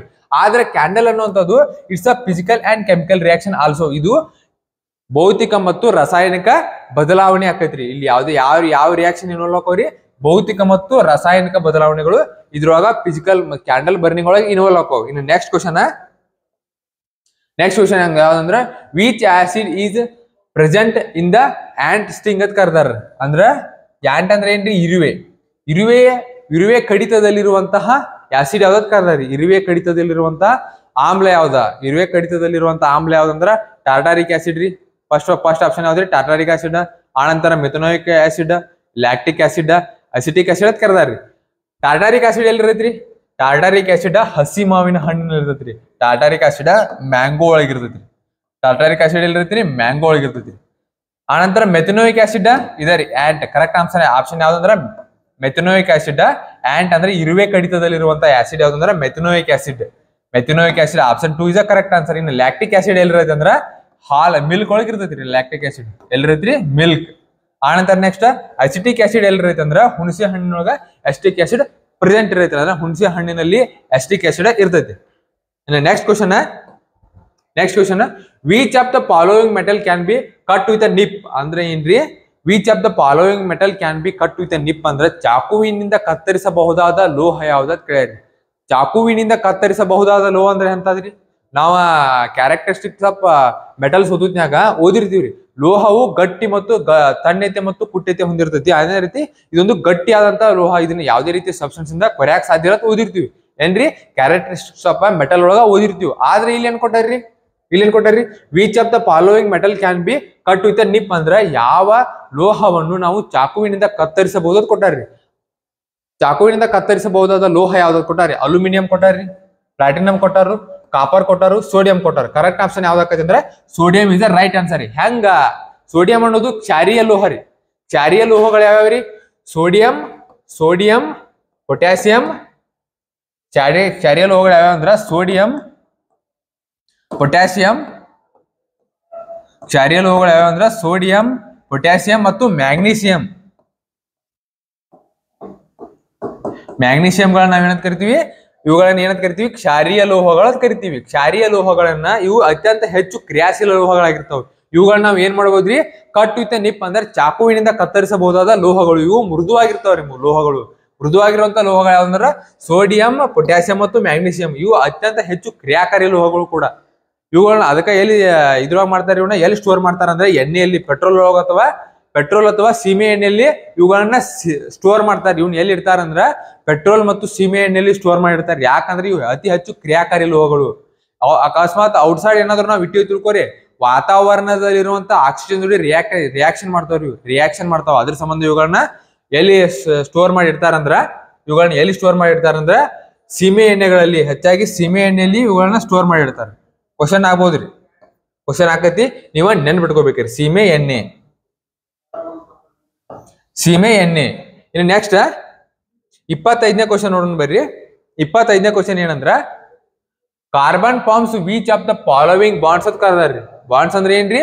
ವಿಚ್ ಆಫ್ ದ ಫಾಲೋವಿಂಗ್ ಬಂಧ ಅಂತ ಕರಿತೀವ್ರಿ ನಾವು. ಕಾರ್ಬನ್ ಅನ್ನುವಂಥದ್ದು ಈ ಕೆಳಗಿನ ಯಾವ ಬಂಧವನ್ನ ಹೊಂದಿರುತ್ತದೆ? ಕಾರ್ಬನ್ ಅನ್ನುವಂಥ ಸಬ್ಸ್ಟೆನ್ಸ್ ಅಥವಾ ಅಟಮ್ ಈ ಕೆಳಗಿನ ಯಾವ ಬಂಧವನ್ನ ಹೊಂದೈತಿ? Ionic bond, covalent bond, metallic bond ಅಂದ್ರೆ ವೆನ್ ಡ್ರ್ ವಾಲ್ ಅಂತ ಕರಿತೀವಿ. ಯಾವ್ದಂದ್ರ correct option? Option 2 is a correct answer. Covalent bond. Covalent bond ಅಂದ್ರೆ ಏನ್ರಿ? ಸಹವ್ಯಾಲೆನ್ಸಿಯ ಬಂಧ. ಸಹವ್ಯಾಲೆನ್ಸಿಯ ಬಂಧ ಅಂದ್ರೆ ಏನ್ರಿ? Covalent bond. What is covalent bond? Covalent bond ಅಂದ್ರೆ ಏನ್ರಿ? ಕೋವ್ಯಾಲೆಂಟ್ ಬಾಂಡ್ ಅಂದ್ರ sharing of electrons to form the bond. It is called covalent bond. ಅಂದ್ರೆ ಸೇರಿಂಗ್ ಆಫ್ ಎಲೆಕ್ಟ್ರಾನ್ ಮುಖಾಂತರ, ಎಲೆಕ್ಟ್ರಾನ್ಗಳನ್ನ ಹಂಚಿಕೊಳ್ಳುವ ಮುಖಾಂತರ ಬಂಧವನ್ನ ಕ್ರಿಯೇಷನ್ ಮಾಡ್ಕೋತವ್ರಿ. ಅಂದ್ರೆ ಹೆಂಗ್ರಿ? ಈಗ ನೋಡ್ರಿ, ಹೆಂಗಂದ್ರ ಈಗ ಎಲೆಕ್ಟ್ರಾನ್ಗಳು ಇರ್ತಾವ್ರಿ. ಅಂದ್ರೆ H ಅಂದ್ರೆ ಹೈಡ್ರೋಜನ್ ರೀ. ಫಾರ್ ಎಕ್ಸಾಂಪಲ್ ಈಗ ಹೈಡ್ರೋಜನ್ ತಗೊಂಡು, ಹೈಡ್ರೋಜನ್ ಅಟಾಮಿಕ್ ನಂಬರ್ ಎಷ್ಟ್ರಿ? 1 ರೀ. ಅದ್ರೊಳಗೆ ಎಲೆಕ್ಟ್ರಾನ್ ನಂಬರ್ ಎಷ್ಟ್ರಿ? 1 ರೀ. ಹೈಡ್ರೋಜನ್ ಯಾವತ್ತು ಸಿಂಗಲ್ ಆಗಿರಂಗಿಲ್ರಿ. ಯಾಕಂದ್ರೆ ಇದಕ್ಕೆ ಒಂದ್ ಸಬ್ಸ್ಟೆನ್ಸ್ ಬೇಕು. ಯಾವತ್ತು H2 ಆಗೇ ಇರ್ತೈತ್ರಿ. ಹೈಡ್ರೋಜನ್ ಯಾವತ್ತು ಸಿಂಗಲ್ ಆಗಿರಂಗಿಲ್ಲ. ಅದೇ ರೀತಿ ಕಾರ್ಬನ್ ಎಲೆಕ್ಟ್ರಾನ್ ಬಂದ ಎಷ್ಟ್ರಿ? ಕಾರ್ಬನ್ ವ್ಯಾಲೆನ್ಸ್ ಇದೆ ಏನಿಲ್ಲ ರೀ. ವ್ಯಾಲೆನ್ಸ್ ಎಲೆಕ್ಟ್ರಾನ್ ಎಷ್ಟು ಇರ್ತಾವ ಅಂದ್ರೆ 4 ಇರ್ತಾವ್ರಿ. ಹೌದ್ರಿ? ಕಾರ್ಬನ್ ಎಲೆಕ್ಟ್ರಾನ್ಸ್ಗಳ 4 ಇರ್ತಾವ್ರಿ. ಹೆಂಗ? ಈಗ ನೋಡ್ರಿ, ಕಾರ್ಬನ್ ಎಲೆಕ್ಟ್ರಾನ್ಸ್ 4 ಇರ್ತಾವ. ಈಗ ಇಲ್ಲಿ ಕಾರ್ಬನ್ಗೂ ಒಂದು ಇದು ಯಾವತ್ತು ಸಿಂಗಲ್ ಆಗಿರಂಗಿಲ್ಲ. ಇದಕ್ಕೆ ಇನ್ನೊಂದು ಅಟಮ್ ಬೇಕ್ರಿ. ಇನ್ನೊಂದು ಅಟಮ್ ಬೇಕ. ಯಾಕಂದ್ರ ಇವ್ ಎರಡು ಕೂಡ್ತಾವ್ರಿ. ಇವ್ ಎರಡು ಕೂಡಿ ಪಾರ್ ಮಾಡುವಂತ ಬಾಂಡ್ ಏನಂತ ಇದಕ್ಕೆ ಏನಂತ ಕರಿತೀವಿ ನಾವು? ಕೋವ್ಯಾಲೆಂಟ್ ಬಾಂಡ್ ಅಂತ ಕರಿತೀವಿ. ಇದಕ್ಕೆ ಏನಂತ ಕರಿತೀವಿ? ಕೋವ್ಯಾಲೆಂಟ್ ಬಾಂಡ್ ಅಂತ ಕರಿತೀವಿ. Covalent bond. ಇದಕ್ಕೆ ಏನಂತ ಕರಿತೀವಿ? ಕೋವ್ಯಾಲೆಂಟ್ ಬಾಂಡ್ ಅಂತ ಕರಿತೀವಿ. ಗೊತ್ತಾಯ್ತಾ? ಕೋವ್ಯಾಲೆಂಟ್ ಬಾಂಡ್ ಅಂದ್ರ ಎರಡು ಅಂದ್ರೆ ಎಲೆಕ್ಟ್ರಾನ್ಗಳನ್ನ sharing of electrons is called covalent bond. ಅಂದ್ರೆ ಎಲೆಕ್ಟ್ರಾನ್ಸ್ ಗಳನ್ನ ಹಂಚಿಕೆ ಮಾಡಿಕೊಳ್ಳುವುದರ ಮುಖಾಂತರ ಏರ್ಪಡಿಸುವ ಬಂಧವನ್ನ ನಾವೇನಂತ ಕರಿತೀವಿ? ಕೋವ್ಯಾಲೆಂಟ್ ಬಾಂಡ್ ಅಂತ ಕರಿತೀವಿ. ನೆಕ್ಸ್ಟ್ ಕ್ವಶನ್ ಯಾವ್ದಂದ್ರ 26ನೇ question. By which method does heat transfer from the sun to the earth ಅಂತ ಕರೆದಾರ್ರಿ. ಯಾವ ಒಂದು ಪ್ರೊಸೆಸ್ ಮುಖಾಂತರ ಸೂರ್ಯನ ಬೆಳಕು ಭೂಮಿಗೆ ತಲುಪ್ತೈತಿ ಅಂತ ಕೇಳ್ಯಾರ್ರಿ. ಸೂರ್ಯನಿಂದ ಬರುವಂತ ಬೆಳಕು ಭೂಮಿಗೆ ತಲುಪಬೇಕಾದ್ರೆ ಯಾವ ರೀತಿಯಾದ ಪ್ರೊಸೆಸ್ ನಡೀತೈತಿ ಅಂತ ಹೇಳ್ತಾರ್ರಿ. ಫಸ್ಟ್ ಯಾವ್ದ್ರಿ? Driving, convection, operation, radiation. Correct option ಯಾವ್ದ್ರಿ? Radiation is a correct answer. Radiation ಅಂದ್ರೆ ಏನ್ರಿ? ವಿಕಿರಣಗಳ ಮುಖಾಂತರ. ರೇಡಿಯೇಷನ್ ಅಂದ್ರೆ ಏನ್ರಿ? ವಿಕಿರಣಗಳು.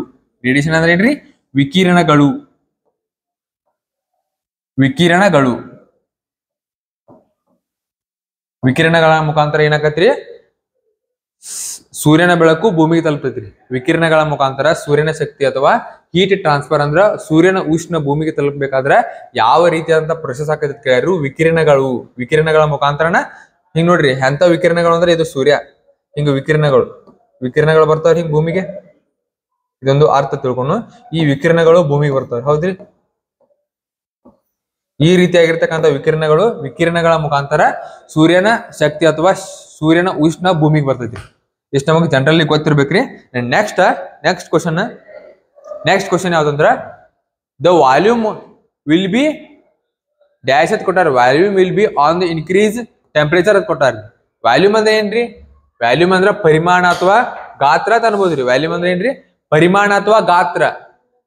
ಗಾತ್ರವು ಇನ್ಕ್ರೀಸಿಂಗ್ ಟೆಂಪರೇಚರ್ ಒಳಗೆ ಹೆಂಗಿರತ್ತಿ? ಗಾತ್ರವು ಇನ್ಕ್ರೀಸಿಂಗ್ ಟೆಂಪರೇಚರ್. ತಾಪಮಾನ ಹೆಚ್ಚಾದ್ರೆ ಗಾತ್ರ ಏನಾಕತ್ರಿ? ವಸ್ತುವಿನ ತಾಪಮಾನ ಅಂದ್ರೆ ಈಗ ತಾಪಮಾನ ಹೆಚ್ಚಾಗಂದ್ರೆ ಗಾತ್ರ ಏನಾಕತ್ರಿ? ಅಥವಾ ಪರಿಮಾಣ ಏನಾಕತ್ರಿ? ಗಾತ್ರ ಅನ್ಬಾರ್ದು, ನಾವು ಪರಿಮಾಣ ಅನ್ಬೇಕು. ವ್ಯಾಲ್ಯೂಮ್ ಅಂದ್ರ ಪರಿಮಾಣ ಅಂದ್ರೆ ಏನ್ರಿ?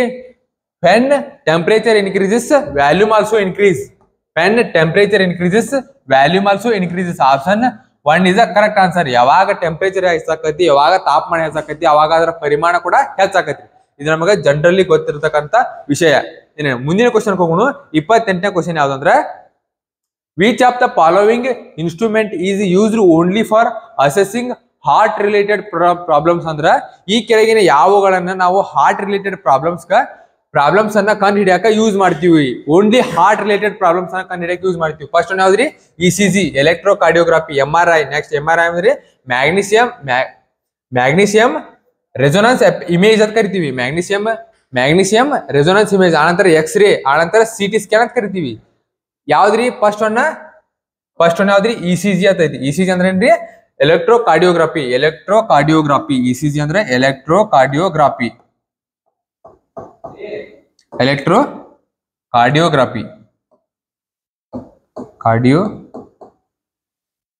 ಮ್ಯಾಗ್ನೆಟಿಕ್ ಎಲೆಕ್ಟ್ರೋಕಾರ್ಡಿಯೋಗ್ರಾಫಿ.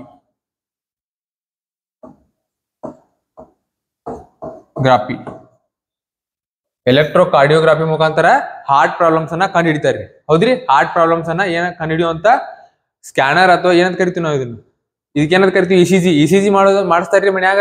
ಏನಾದ್ರು ಹಾರ್ಟ್ ರಿಲೇಟೆಡ್ ಪ್ರಾಬ್ಲಮ್ಸ್ ಆದ್ರೆ ECG ಮಾಡಿಸ್ತಾರ್ರಿ. ECG ಮಾಡಿಸೋ ಮುಖಾಂತರ ಹಾರ್ಟ್ ರಿಲೇಟೆಡ್ ಪ್ರಾಬ್ಲಮ್ಸ್ ಅನ್ನ ಕಂಡು ಹಿಡಿತಾರೆ. ECG ಅಂದ್ರೆ ಏನ್ರಿ? ಎಲೆಕ್ಟ್ರೋಕಾರ್ಡಿಯೋಗ್ರಾಫಿ. MRI ಅಂದ್ರೆ ಏನ್ರಿ? Magnetic resonance effect. ಏನಂತ ಕರಿತೀವಿ? MRI ಕರಿತೀವಿ. ಇನ್ನು ಎಕ್ಸ್ರೇ ಅಂತ ಓದತ್ ನಿಮ್ಗೆ. ಎಕ್ಸ್ರೇ ಅನ್ನ ಎಲುಬುಗಳ ಮುರಿದಾಗ ಎಕ್ಸ್ರೇ ಮಾಡಿಸ್ಕೊಂಡಿರ್ತೀವಿ. ಪ್ರತಿಯೊಬ್ಬರು ಮನೆಯಾಗೂ ಎಲ್ಲರೂ ಒಬ್ಬೊಬ್ರು ಮಾಡಿಸ್ಕೊಂಡಿರ್ತಾರೆ ಇದನ್ನ. ಎಕ್ಸ್ರೇ ಮುಖಾಂತರ ಎಲುಬುಗಳನ್ನ ಮುರಿದಿದ್ದನ್ನ ಕಂಡು ಹಿಡಿಯಬಹುದ್ರಿ ಎಕ್ಸ್ರೇ ಮುಖಾಂತರ. ಅದೇ ರೀತಿ ಹಾರ್ಟ್ ರಿಲೇಟೆಡ್ ಪ್ರಾಬ್ಲಮ್ಸ್ ಅನ್ನ ಕಂಡು ಹಿಡಿದು ECG. MRI ಮುಖಾಂತರ ಏನ್ ಮಾಡ್ತಾರಿ? ಬಾಡಿ ಸ್ಕ್ಯಾನ್ ಅನ್ನ ಮಾಡ್ತಾರೆ. ಇನ್ನು next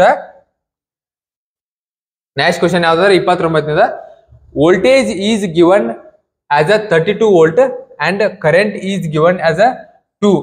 then find the value of resistance ಕಂಡು ಹಿಡಿಯೋ ಸೂತ್ರ ಯಾವ್ದ್ರಿ? ರೆಸಿಸ್ಟೆನ್ಸ್ ಕಂಡು ಹಿಡಿಯೋ ಸೂತ್ರ ಯಾವ್ದಂದ್ರ V equals to IR. ಏನ್ರಿ? ಇದು Ohm's law. V equals to IR ಅಂತ ಬರ್ತೈತಿ. ಆದ್ರೆ ಎಲ್ಲಿ ಏನ್ ಕೇಳ್ಯಾರು? ರೆಸಿಸ್ಟೆನ್ಸ್ ಅಂತ ಕೇಳ್ಯಾರ್ರಿ. ವೋಲ್ಟ್ ಅನ್ನ ಕೊಟ್ಟಾರ. ಆನಂತರ ನೆಕ್ಸ್ಟ್ ಏನ್ ಕೊಟ್ಟಾರಿ? ವೋಲ್ಟ್ ಕೊಟ್ಟಾರಿ ಮತ್ತೆ ಕರೆಂಟ್ ಕೊಟ್ಟಾರ.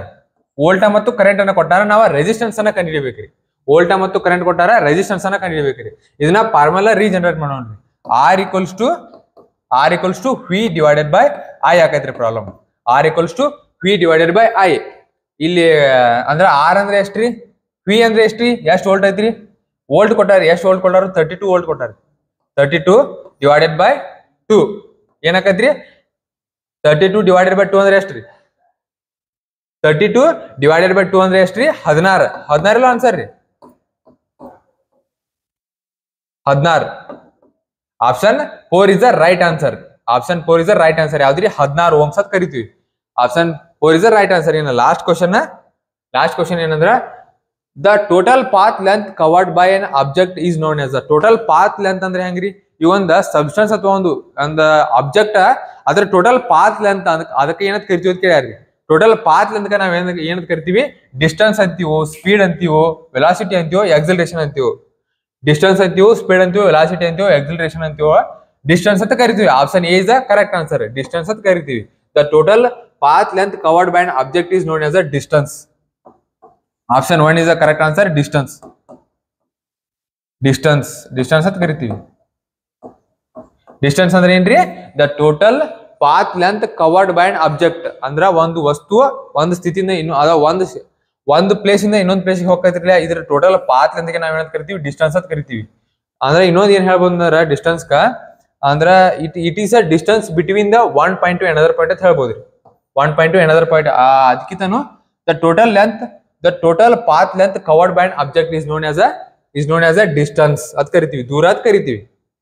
ಇಷ್ಟು ನೋಡ್ರಿ, ನಿಮ್ಗೆ ಇನ್ಕತ್ತಾಗ ಎಷ್ಟು ಕ್ವಶನ್ ಹೇಳಿನ 15 ಕ್ವಶನ್ಸ್ ಅನ್ನ ಡಿಸ್ಕಸ್ ಮಾಡೀನಿ. ಸೈನ್ಸ್ ಎಷ್ಟು ಬರ್ತಾವ್ರಿ? 15 ಕ್ವಶನ್ಸ್ ಸೈನ್ಸ್ ಅನ್ನ ಡಿಸ್ಕಸ್ ಮಾಡೀನಿ. ಇನ್ನೊಮ್ಮೆ ಏನ್ ಹೇಳೋದು ಅಂದ್ರ, ನಮ್ಮ ಸಂಸ್ಥೆ ಆದಂತ ಶಾರದಾ ವಿದ್ಯಾಲಯ ಮೂಡ್ಲಿಗೆಯಲ್ಲಿ ನಾವೇನ್ ಮಾಡ್ತೀವ್ರಿ? ಅಗ್ನಿವೀರ್ ಆರ್ಮಿ ಕೋಚಿಂಗ್ ಅನ್ನ ಮಾಡ್ತೀವ್ರಿ. ಆಫ್ಲೈನ್ ಮತ್ತು ಆನ್ಲೈನ್ ಎರಡರ ಮುಖಾಂತರ ನಾವು ಕೋಚಿಂಗ್ ಅನ್ನ ಪ್ರೊವೈಡ್ ಮಾಡ್ತೀವಿ. ಯಾರ ಆಸಕ್ತ ಅಭ್ಯರ್ಥಿಗಳು ಇರ್ತೀವಿ ಅಂತವ್ರು ನಮ್ಮನ್ನ ಕಾಂಟ್ಯಾಕ್ಟ್ ಮಾಡಬಹುದ್ರಿ. ಕಾಂಟ್ಯಾಕ್ಟ್ ನಂಬರ್ ಅನ್ನ ನಾವಿಲ್ಲಿ ಕೊಟ್ಟಿದ್ದೀರಿ. ಈ ಮೇಲ್ ಅನ್ನ ಕೊಟ್ಟಿರ್ತಕ್ಕಂಥ ಕಾಂಟ್ಯಾಕ್ಟ್ ನಂಬರ್ಗೆ ಕಾಂಟ್ಯಾಕ್ಟ್ ಮಾಡೋದ್ರ ಮುಖಾಂತರ ಹೆಚ್ಚಿನ ಮಾಹಿತಿಯನ್ನ ಪಡ್ಕೋಬೇಕಂತ ಹೇಳ್ತಾ ಇವತ್ತಿನ ಕ್ಲಾಸ್ ಅನ್ನ ಮುಗಿಸ್ತೀನಿ. ಜೈ ಹಿಂದ್.